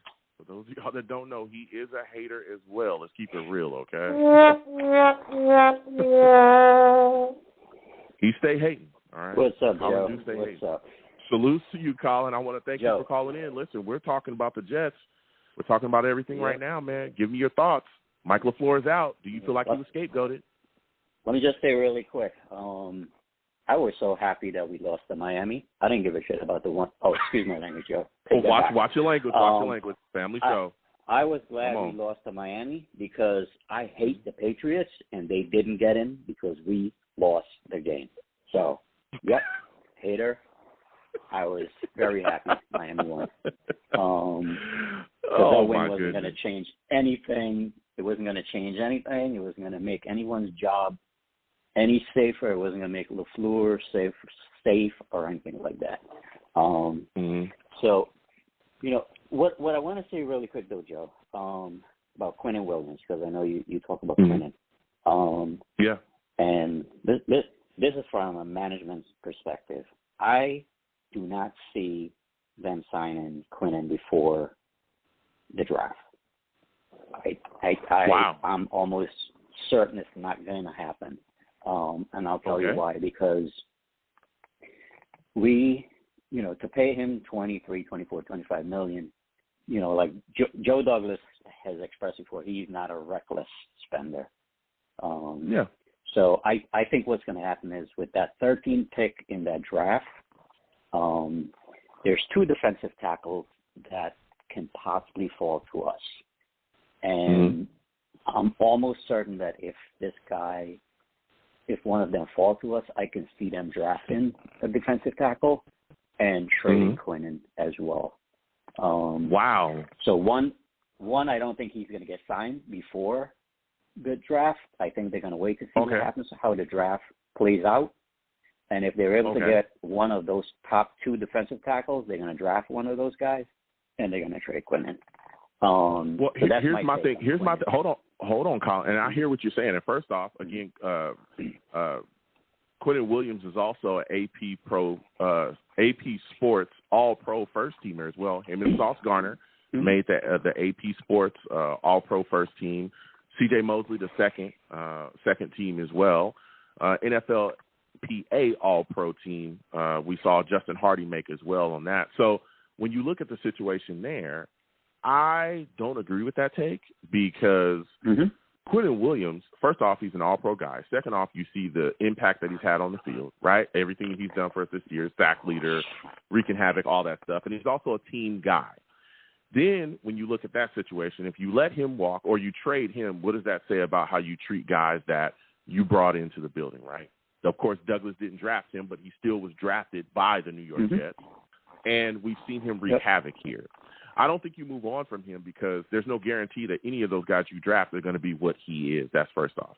Second off, the first-round pick should not be spent on a defensive tackle. It should absolutely be spent on this offensive line. We have issues on the other side of the ball at tackle that are just out of your mind, like glaring, right? Our offensive line stinks, okay? From right tackle, there's questions at left tackle as well. You have to address those situations. Hell, I'd take a linebacker in the first round before I take a defensive tackle without just, before I bring back Quinnen Williams. There's so many holes in this football team that you must fix. Hell, there's a center. We need a center. We just talk about tackles. I'm talking about tackles. We need a center. Connor McGovern stinks. There's so many issues along the line that you have to shore up. And we're talking about our issues offensively. You must do more to pour into the offensive side of the ball to shore that up. We can't run the football. We can't protect our quarterback properly. We've seen this all year. No, that capital needs to be spent on an offensive lineman to come in here and handle business up front. Give me your thoughts on that. I could see them drafting the O-line, but there's probably only one guy that's worth a top 20 pick, so they may have to trade back, if they're going to do that. But there's going to be a lot of value at that 13 pick. And they can always address tackle in the second round, third round, whatever, because, let's keep our fingers crossed that Becton comes back healthy. He lost a lot of weight. Vera Tucker is going to come back as well. So, and we can address those issues as well, in free agency. So there's options there. But when there's talented guys coming out of the draft. Yeah, and I hear your take there, and I don't mean to cut you off, but then if you're talking about addressing tackle in free agency, we all know free agency, you're going to pay out of your nose for certain positions, and offensive line, particularly tackle, is one of them. We need a left tackle. I know you just said Mekhi Becton, he's going to come back, he's going to be healthy. There's no guarantee he's going to be healthy. And everyone knows I love Mekhi Becton. Mm-hmm. He's next to me, right? He hasn't played football in like 2 years. He's been hurt, right? Last year this past season he tried to come back, had another issue with the knee, and I know that there was weight concerns, but supposedly again we've seen him. He looked like he's lost the weight, but there's no guarantee that he's going to come back and be healthy. And even when he was healthy that rookie year, he missed a lot of time that year too due to certain injuries. I remember he had a chest injury, he had a shoulder injury, he's had multiple injuries. So there's no way you can go into next season thinking I can depend on Mekhi Becton to be fully healthy, because that's what we tried to do this season. And guess what? We Fant and we with Dwayne Brown starting it, there was a lot of shuffling there because he was gone before the season even started. So we don't have to depend on Becton and then draft there. Yeah. Go ahead. Yeah, we don't have to depend on Becton, but when I look at like what the mock draft would look like, there's one tackle that probably will go before the 13th pick, but then after that, the next best guy is probably not going to go until the mid-20s. So that's what I'm saying. That 13th pick, we could do a lot of damage on that 13th pick if we stay at that pick. But we'll see. But the other thing is the quarterback situation. Go ahead. Everyone says we are a quarterback away from getting to the playoffs, potentially, get into the Super Bowl, right? Mm-hmm. So, if this team is serious about getting, championship, getting to the Super Bowl, me personally, I think you go out and you figure out what you need to do to bring in Aaron Rodgers. I know people are talking about Derek Carr, Garoppolo, all these guys. I don't think these guys are going to get you to the Super Bowl. If we're going to go out and spend money to get a guy, to get us somewhere, go get the best guy. And the best guy available is going to be Aaron Rodgers. So don't settle for second best. Carr, but there's no guarantee he's going to get us to a Super Bowl. But I feel like with Aaron Rodgers. So my question then becomes for you, right? Aaron Rodgers, 40-year-old guy, you're going to be paying him $50 million per year. Are you willing to? You said, hey, you want to go out there, you want to get him. In your mind, he's the best quarterback. Are you basically willing to give up 2 to possibly 3 first-round picks for him? I don't know. Plus if that a little would be, bit more. The amount. Yeah, I don't know if that would be the amount of picks given his age that the Packers would want that much, but I think that it could be that. I mean, we've seen guys with less talent, right, get traded for quite a bit, right? And then you look at Aaron Rodgers, not only are you looking at a guy that's still solid in this league, he can still play like at a high level, but he's a staple there in Green Bay. You get rid of him, it's like he is Green Bay. So if they're moving on from him, you're going to have to give up capital. You're looking at probably maybe 2, maybe 3 first-rounders, and maybe a third-round pick. You add that in there. That's possibly what you could end up giving up for him. Go ahead, and you got to pay him $50 million. Go ahead. He don't want to be there. That's the bottom line. He doesn't want to be there. So the fact that he doesn't want to be there might give some kind of leverage. But at the same time, if you go get Lamar Jackson, you're spending a boatload of money, which you already saw the trend with Russell Wilson and Deshaun Jackson. So, I love Lamar, but I don't think I'm paying him $50 million to come quarterback for the Jets. But isn't that a different situation? I prefer to get a guy. I mean, that's a different situation though too, because when you look at Lamar Jackson. Lamar Jackson's a young guy, right? And he's extremely talented, right? He's been an MVP before. We've seen him go out there on the field and handle business, and he's a legitimate weapon, not just his arm, but with his feet. I don't think the New York Jets don't have that type of ability at quarterback. I don't think we've had that type of ability. I mean, not with the feet. There's been I can't even think of a guy we've had with that type of feet as far as quarterback, the guy that can run and make the plays that he's making.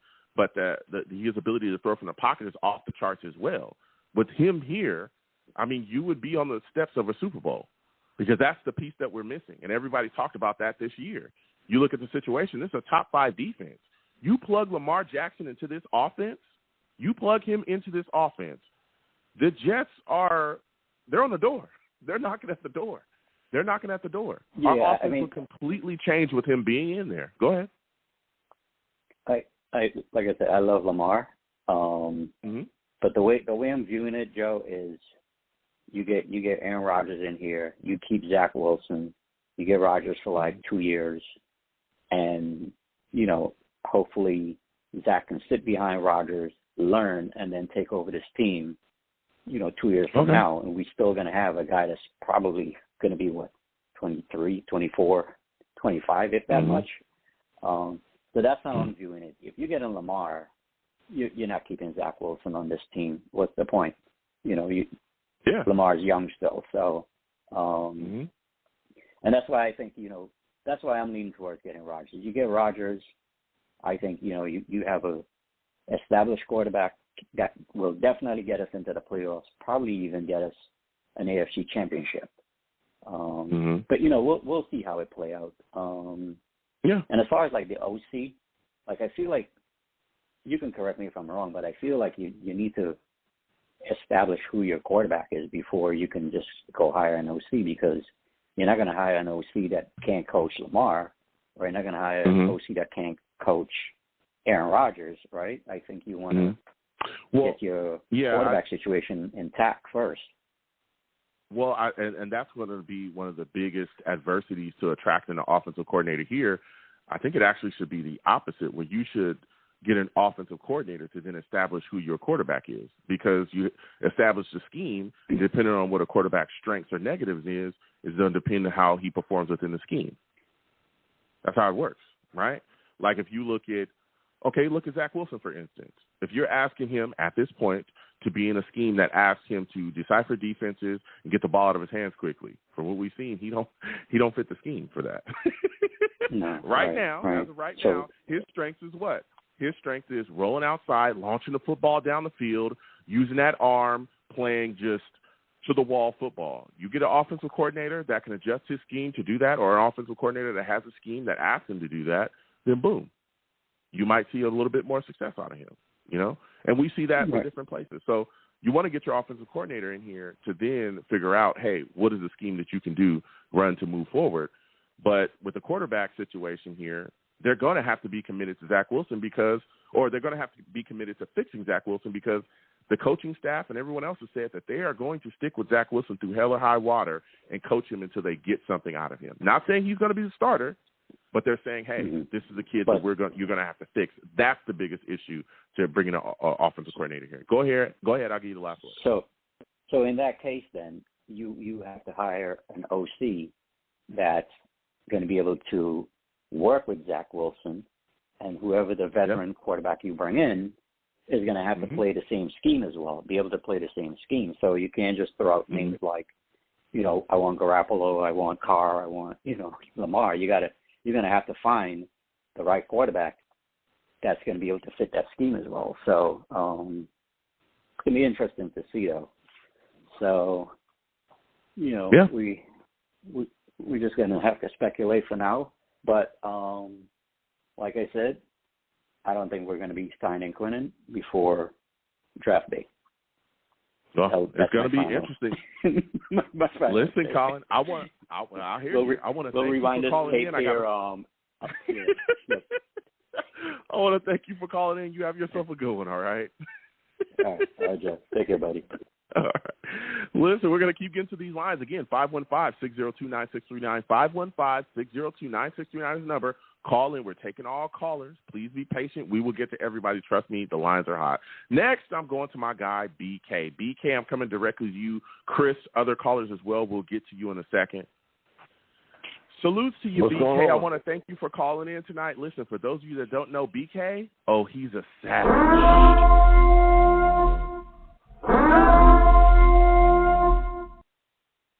BK, salute. What's going on? Man, listen, Mike LaFleur is gone, my friend. All right. What are your thoughts about him departing the New York Jets?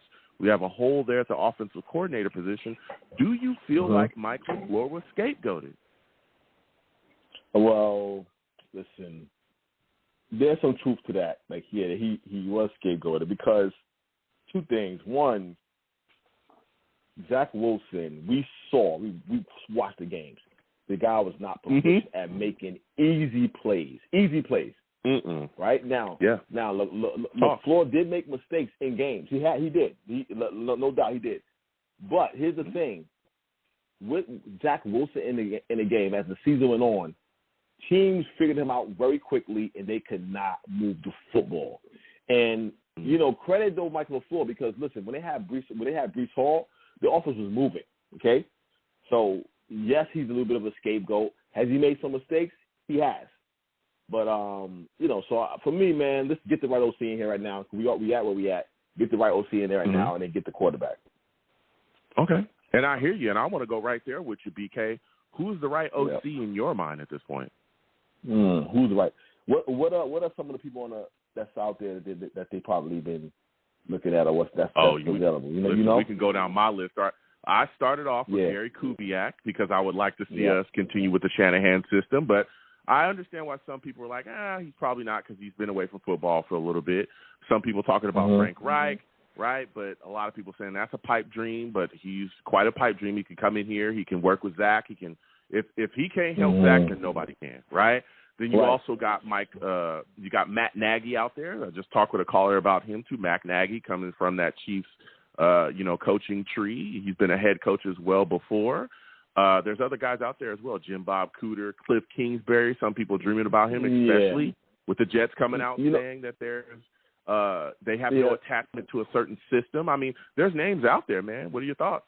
Right. So the two names that stick out is Gary Kubiak and then probably Frank Reich, only because they've had success. I mean, Gary Kubiak kind of like started this whole system, and I think that he would get the respect of the players, and he can kind of control the offensive side of football, like really control it.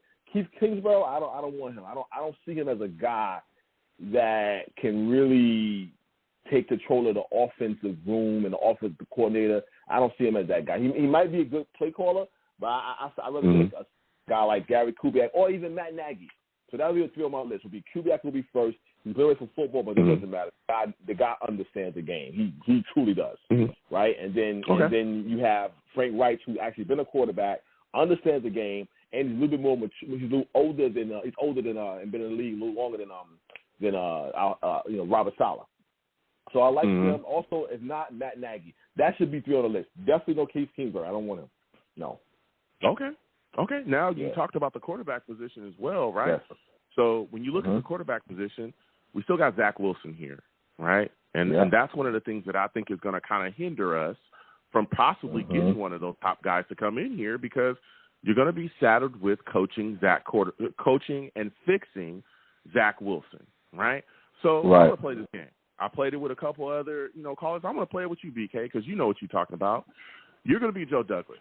I'm going to be the coordinator that you want to bring in, whoever it is.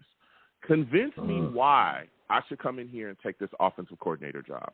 What about the New York Jets would make me excited to come here and coach your offense? What?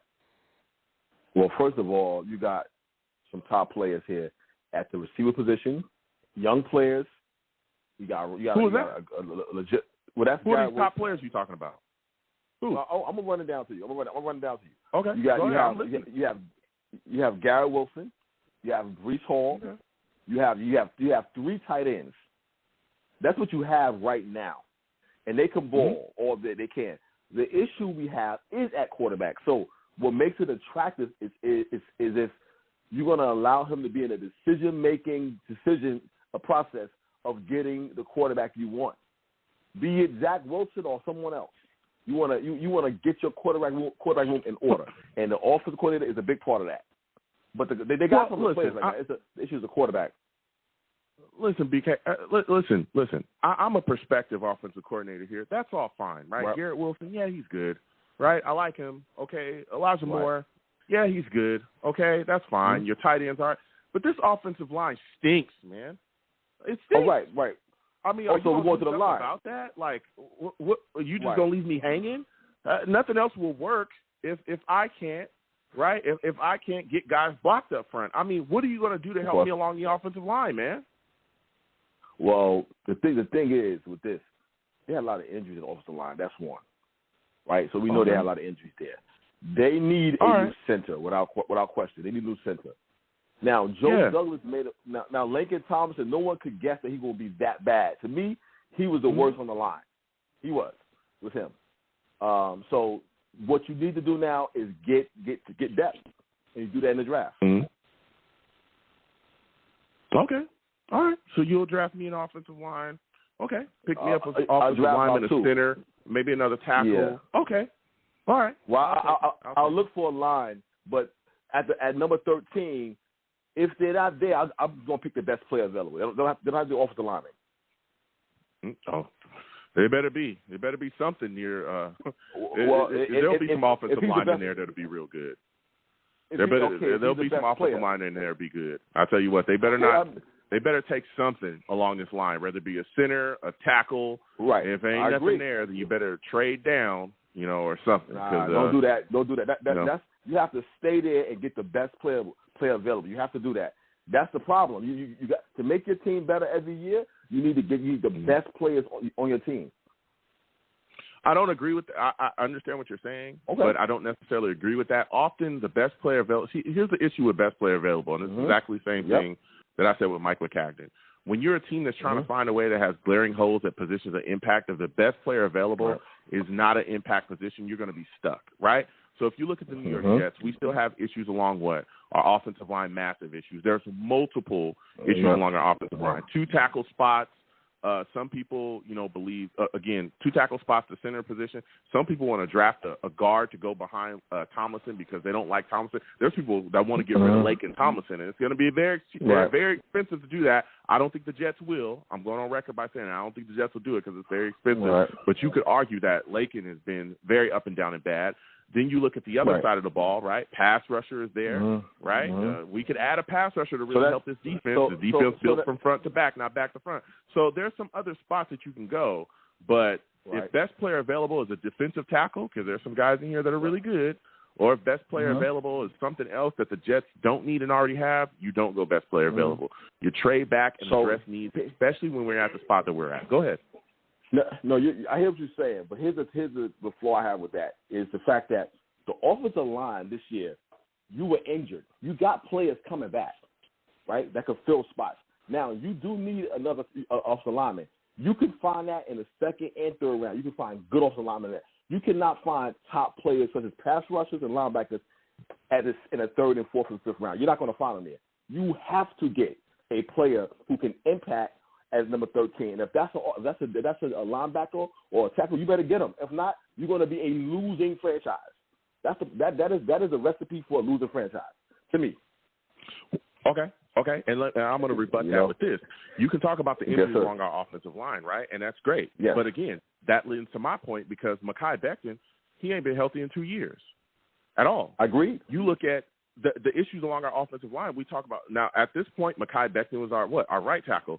We have no answer at left tackle. But you telling me you want to go forward with Fant? He's not the answer. Dwayne Brown? He's not the answer. Neither one of those guys are great tackles. So you have a big hole at left tackle. There's nobody to answer that. Vera Tucker can play tackle. Elijah Vera Tucker can play tackle. He's your best off the lineman. Who's playing right guard?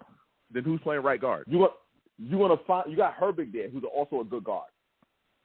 Herbig is not a guy Herbig's a good guard. He was injured this year, but he's not the guy that you want to go forward with. He was a guy that came in and could hold the fort, but he's not the next level. He's not Elijah Vera Tucker at right guard, right? If Elijah Vera Tucker is healthy this year, you can find guys in the league. You can find guys in the draft that will give you some impact. But when you start moving Elijah Vera Tucker around and you just say, hey, we're going to put him out there at left tackle when he, was, and he played left tackle, he was decent, but he's more of a guard in this league. So if you leave him there at right guard, you still have a big answer or a big hole there at left tackle. And you still have question marks again with Mekhi Becton, who ain't played and been healthy in 2 years. There is no guarantee that he's going to be healthy next year either. I agree. But here's the other thing, though. Here's the other thing. You drafted a guy, Max Mitchell, in the 4th round. Now, I know he may not be. We don't know if he's going to be ready or not. We don't know that. No, go ahead. But my point is that you drafted him at 4th round, and he is a serviceable tackle, and he has an upside to him. My point is that you're going to find these athletes in the 2nd, 3rd, 4th round. when you need in another year they're gonna need some linebackers. The linebacker core is decent. They're gonna need some legit linebackers. If they're available at 13, I would rather see them get that and get your offensive lineman in the second, third, fourth round. You could get them there. Your top linebackers, they're not coming in the third or fourth round. And you know what you're going to be? A losing team. It's not going to work. It's not going to work. That's why. No, you're making perfect sense. But again, you're leading to my point is that you draft at the positions of need. You don't draft best player available. You draft at the positions that you need when you're in the position that we're in. We're still. I know everyone's excited, but we're still in a rebuild. We're still figuring things out. We're still trying to figure out how to go forward. You need a running back. You need a running back, and the best player is a running back at 13, and he's the best player. You know what you do? You draft him. Now, if you have a top running back though, who's getting you 1,000+ yards, yards and carries over 4 or 5 points out per carry, then you don't need to draft them. But guess what? The best players on most teams are on the defensive line. They're the best athletes at linebacker and D-line. You need those guys. Otherwise, you are not winning. Period. You're not going to win. You're not going to win in this league because you're not going to win. You can get a lot because you can find linemen. You can find good linemen in the second, the third. You can find them. You don't find these top athletes like a Von Miller, like a Aaron Donald, like a Quinnen Williams. You don't find them in the third or fourth round. And you need those guys to win. You need guys. And that's where they're at. They're in the first round. And you need to get them. Otherwise, you're going to be a losing organization. You're not winning. This thing. No, listen, and I hear you, but even when you talk about if you need to run it, I hear you. I just don't agree. I think that you can find certain, you can find talent in the second. You talk about running back, we got Breece Hall in the second round. Right. Breece Hall was one of the top running backs in the league before he went down. So it's like, I hear what you're saying, but look, if the New York Jets, if we're sitting there in the first round and we're needing to draft some guys, unless it's a linebacker, which I don't know if they'll go that. Again, even if you look at Joe Douglas and his makeup, right? What is he all about? Offensive lineman, right? He's taking a guy in the first. He took Beard Tucker in the first, the offensive lineman. He took Mekhi Becton in the first, offensive lineman. So there's no doubt in my mind he's going to continue to address the offensive line and fix it. But I don't think that any of those positions are more important or more needed or more necessary than drafting offensive line in the first round. That's a fact. You need the Jets. You need the issues up front. No, you don't. Listen, the type of impact that we need at the offensive line are going to be at guys at the top of the first round. But I want to kind of move on for that because I want to get your take. That's right. So when you look at the situation, when you look at the situation, right, with Quinnen Williams, we're talking about him, right? So my final question before I let you go. Quinnen Williams, you look at the situation, he wants a contract before April. I had somebody calling in just a second ago saying, hey, he doesn't think they're going to get a deal done with Quinnen Williams before April. What are your thoughts about that situation? Could you see the Jets making the move? Do you think they'll be able to get it done? And if so, what is the max per year that you think he'll get? Do you think he'll get close to Aaron Donald, or would you be more comfortable with him getting that around that $25 to $23 million range?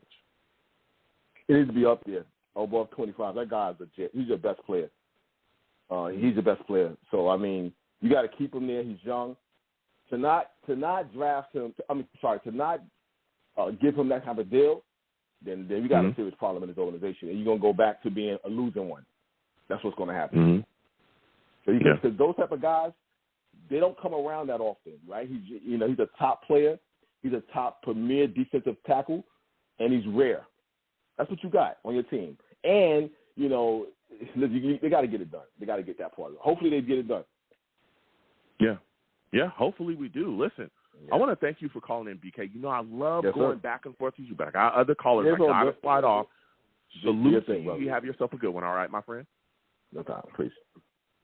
All right, salutes. Listen, we're going to keep getting to these lines. Again, 515-602-9639. 515-602-9639 is the number. Call in. All right, we're taking all callers again. Please be patient. We will get to everybody when you call in. Please make sure, all right, that you know what your area code is, because if I don't know who you are, all right, I'm going to call you by your area code, okay? Please know what that is. Also, please make sure your phone is good to go. I don't want to hear any crazy background noise. If you have me, all right, listening to me on your TV or your computer or whatever, just put me on mute. You know, I want to hear you. I don't want to hear the echo. I want to go back and forth with you.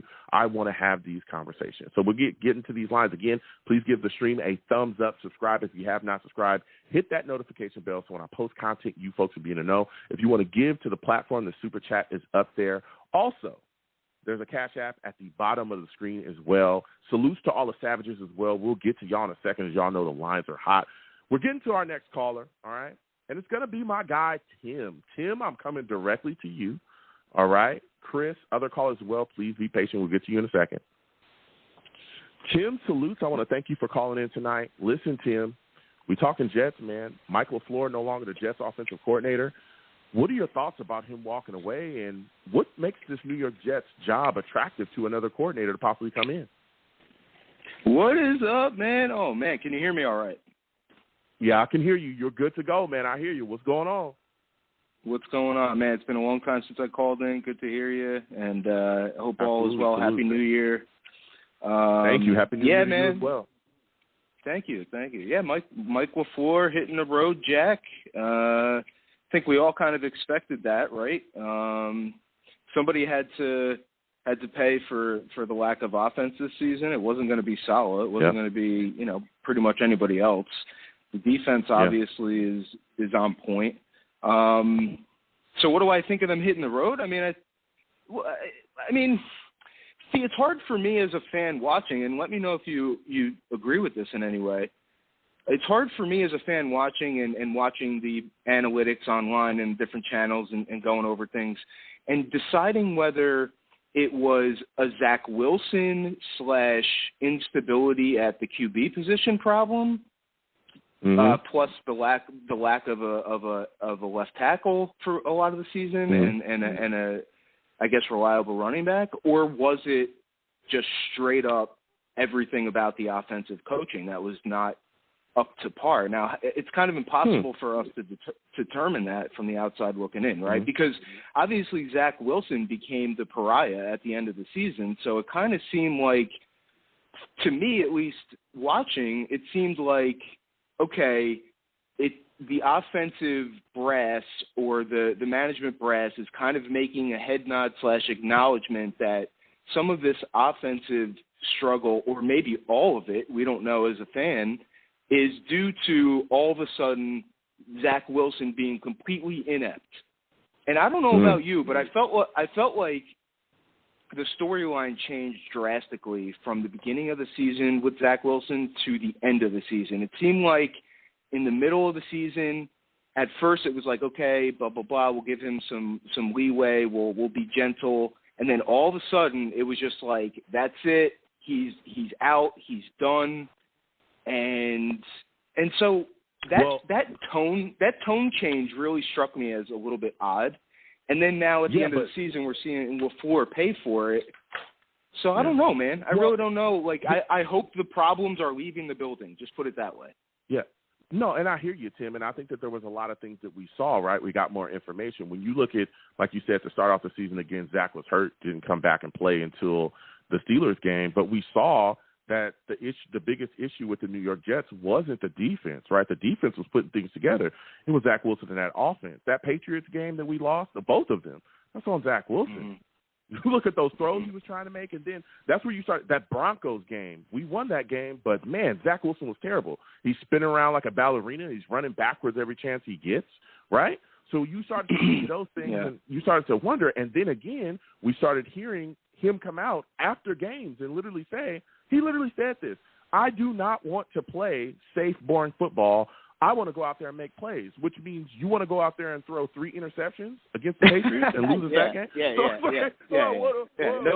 Nobody's arguing. Nobody's arguing that he's from Utah. You know what I mean? No. Like he doesn't know. He's a young kid from Utah. Like, he has no idea the ripple effect that 3 words can have in the Big Apple. You know what I'm saying? Yeah. And when we just look, Joe, real quick. I just want to add to what you're saying here, okay? Because we had such a circus of events that could only be somehow coordinated by a New York Jets organization where Zach Wilson has like a pitiful performance, then comes out and basically does not take accountability, which was like the most terrible soundbite I've seen for a Jet in a long time. And then on top of that, we can't get any offense going in numerous close games where our defense was phenomenal. And as a fan, to see that defense on the field, there's no greater high than to see our defense working on every level from all the way back to all the way up to the line and just dominating teams. Like, I haven't felt that way in such a long time. There was a couple games where I remember Quinnen and, like, at least two of the other guys just threw their men on the field like 4 feet from them and then just destroyed the quarterback. I haven't seen that from a Jets team in a long time, and I was so excited. And then on the flip side of the field, we have to digest the exact opposite. Like, it is the most bipolar emotional experience that you could possibly have as a fan, because all you want to see at a certain point is for the defensive guys to get those wins, because the offense is just destroying us. You know what I mean? And it's a shame. No, Tim, you're absolute facts. And it was rough. And again, with Mac, even when you were talking about, you as fans were sitting here and we don't know, I think it was a bit of both, right? But I think a lot of the blame goes to Zach Wilson because of his terrible quarterback play. But again, even, against the Vikings, we saw us be on the one and us not be able to punch it in. Our red zone numbers are terrible. And I think a lot of that was Mike LaFleur's play calling, him getting too cute in the red zone and costing Jets, and he talked about it, right? So we're getting short on time, but my final question for you before I let you go, because you're bringing the heat, as we look for a new offensive coordinator, right, who is the guy that's on the top of your mind to come in here? Do you already have a guy in mind that you want to see the Jets bring in? Well, look, full disclosure, I haven't taken a look at who's available yet, but I did. If I'm not mistaken, the guy from the Eagles is available, right? I think his name is Johnson. I can't remember his name right now, but Johnson. People are talking about him. Yeah.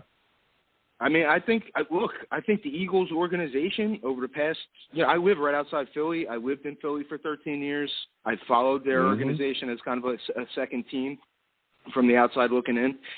They are a good organization, and I think they've proven that they can be consistent when it comes to the offensive side of the ball. And and they could be in the Super Bowl this year, very likely. So I don't know. I think we should take a close look at that guy. Yeah. And his team. Yeah, we'll see what who do you have in mind?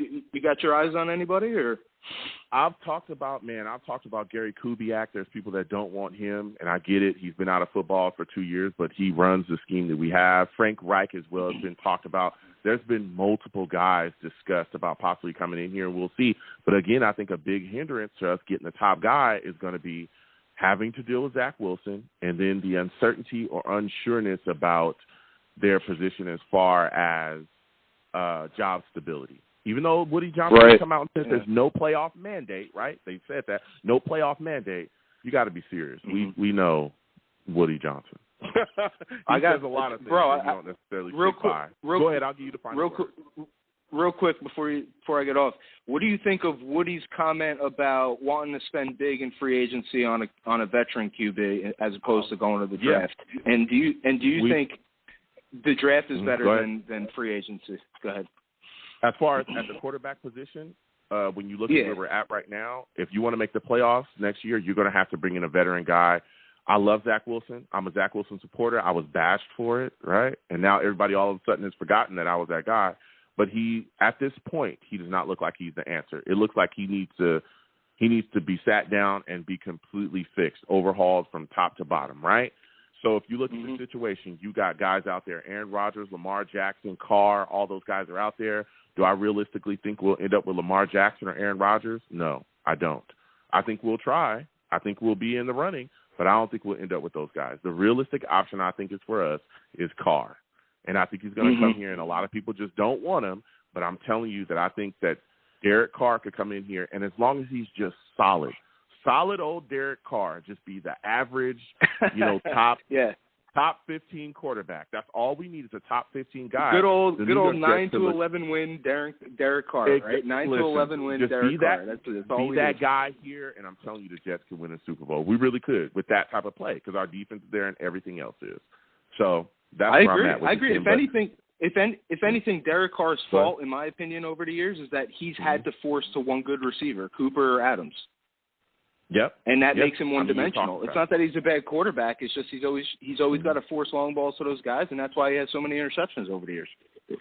Yep, and the Raiders are dysfunctional. But listen, Tim, I got to slide off. Next time I have a show, I want to hear from you, man. I haven't heard from you in quite a bit, man. Listen. I know. Thank you for calling in. You have yourself a good one, man.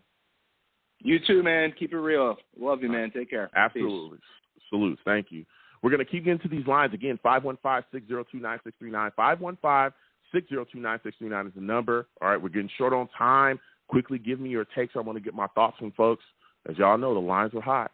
Chris, we're coming directly to you. Salutes to you, Chris. For those of you that do not know Chris, he's a savage, man. Savage! Chris, I want to thank you for calling in. Listen, quickly, Mike LaFleur gone. Give me your thoughts on the Jets offensive coordinator position, and what are your thoughts about Mike LaFleur walking away from the Jets? Honestly, I didn't think Mike LaFleur was going to be the scapegoat. I hope the scapegoat will be Woody. Yeah, it's sad. I mean I didn't expect him to be gone. I was, again, like I said, I was hoping Woody Johnson would be the one to be the scapegoat. Ugh. Anyway. Well, I mean, he's the owner. He's the owner. He can't fire himself. But when you look at the situation here as well, right, now we're looking around and we're trying to figure out who's the guy that can come in here and coach Zach. When you look at the quarterback position, quickly give me your thoughts. What quarterback do you think the New York Jets should target? Neither, because this is a place where quarterbacks die. They're gonna end up screwed. I can't. I'd rather work with what we have than have a veteran quarterback that could get screwed at the end. You know, we tried it with Flacco, didn't work out. So I don't think I'm taking that route. So. Okay. So you want to go forward with Zach Wilson and possibly bring back Mike White? Yes, have a quarterback competition between those two. Okay, all right. So listen, before I let you go, Quinnen Williams, do you think the Jets will be able to get him re-signed before April? That remains to be determined. I can't predict the future, but it all depends what happens this upcoming offseason. So. Okay. All right. No, listen, I respect that, Chris. I want to thank you for calling in. You have yourself a good one, my friend. You too, buddy. Have a good night. All right. Thank you so much. Again, we're going to get into these lines. 515-602-9639. Quickly, give me your takes. Max, we're coming to you next. Salutes to you, Max. I want to thank you for calling in. Max, Mike LaFleur is gone. Give me your thoughts quickly. How are you feeling about Mike LaFleur getting away from the Jets? Let's go. That finally happened. He was the worst offensive coordinator in the league. He couldn't even use Garrett Wilson, Elijah Moore. I understand Zach Wilson was not a great quarterback, but if he can't use Garrett Wilson, Elijah Moore, or our offensive weapons, who are very good, you just can't be our offensive coordinator. Also, he was predictable. He always ran on first down. He was never I think 2021 when he had trick plays, what happened? Like he used to be this like creative god, but like he was not really good. He became too predictable. Mm-hmm. Yeah. No, I mean, you're absolutely speaking the truth. Now, you're looking at Quinnen Williams. Do you think the Jets will be able to get him signed before April? Yeah, I think so, because maybe we clear some cap space and we get rid of the free agents that are not like performing on the team, like in Tomlinson. We get rid of, or we can get rid of like some like Mike White or something like that. Like get rid of players that are not like really performing, and then save the money for Quinnen's big extension, because he's really good on the Jets. He has like 12 sacks. He's second in the league behind Aaron Donald. Yep. No, yeah, you're speaking absolute facts. On my final question before I let you go, Jets looking for a QB, man. What do you think they should do? You want Aaron Rodgers, Lamar Jackson? Do you think we get Carr, Garoppolo, or do you want to stick with Zach Wilson? I think we should do is if Lamar goes in free agency, we 100% should get Lamar, but I highly doubt he leaves the Ravens. The Ravens are too loyal. And I think Garoppolo is the best fit. I'm not saying Derek Carr is not bad. I think Derek Carr is a very good quarterback. It's just Garoppolo hasn't played in this system. He's played in the Kyle Shanahan offense, and he's a game manager. I mean, Carr, yeah, he had one good weapon. I understand, but, we're a playoff defense. Jamie, we just need a game manager to manage the game. And before I go, I feel like our offensive coordinator that I want, I don't know if it's unlikely. If Shane Steichen doesn't get a coaching job, we have to poach him from the Eagles. I think he's a great OC because he can. And I think he's a younger offensive coordinator, but he can use his weapons. His system, and it's like, we have to learn a new system. His system is based off his player strengths. He can use Elijah Moore. He can use Garrett Wilson. He can use Breece Hall. He can use. I think he'll be a great offensive coordinator. Okay. Listen, Max, you absolutely brought some heat, man. I really like what you had and your takes there. Listen, we're going to keep getting to these lines. Next, I'm going to my guy, Phenom. Phenom, I'm coming directly to you. Phenom as well. Straight. Listen, Phenom, quickly, man, give me your thoughts. Salute, Happy New Year's to you really quickly, all right? We're going to give you a minute. Give me your thoughts about Mike LaFleur moving on from the Jets. Are you surprised that he is no longer the New York Jets offensive coordinator? Not surprised, but maybe there's some little scapegoatish stuff going on. Somebody had to take the fall, so maybe he was just where it fell. He's a young OC. He made some mistakes, but I also think he wasn't working with the greatest material. The material was hurt. If we change a couple of things, if we have Becton, we have AVT, this picture looks different. I think Joe Douglas has to do some work. This rebuild is not done. If we rebuild, if we put, I agree with what a lot of the callers said tonight. June brought the heat with some things he said. We build the offensive line. We add to that piece of the puzzle with the Jets, and we get those guys back that we lost. This offensive line could be awesome. And then our pieces on offense look totally different. And then the 1-2 punch of a Breece Hall, Michael Carter, and a Bam Knight. You're talking, and then what else they do in the draft? Linebacker, safety, whatever. But the offensive line is no doubt. It has to be addressed, no question. So as far as offensive coordinator, June brought up some names. He brought up Nagy. He was a former Chicago offensive coordinator. I'm familiar with him.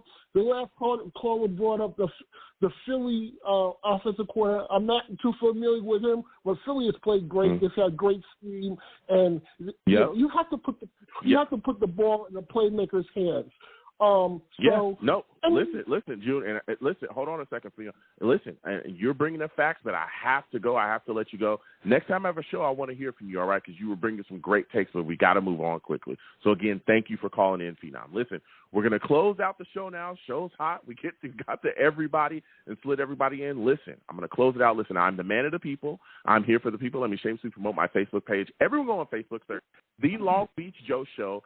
Like that page. My content's up there. Go ahead and give it a listen. Message me. I'll message you right back, all right? I'm also on YouTube as well. I'm also on Twitter as well. Going over to Twitter, at The Long Beach Joe, at The Long Beach Joe on Twitter. All right, follow me. I'll follow you right back. You want to troll me, no issues. I'm the troll that lives under the bridge. And I will have my Vera Tucker jersey on at all times, guys, all right? I'm also on YouTube as well. Going over to YouTube, Long Beach Joe Jets, Long Beach Joe Jets, all right? Subscribe, hit that notification bell so when I post content, you folks will be in the know. Want to troll me, let's go back and forth in the comments. And as always, people, when you see me in person, it is arms out, chest open, free hugs for everyone, okay? Free hugs for everyone. The hugs will cost you absolutely nothing. Thank you for taking the time out of your day to call in and listen to the show. You folks are the absolute best. Peace out, folks.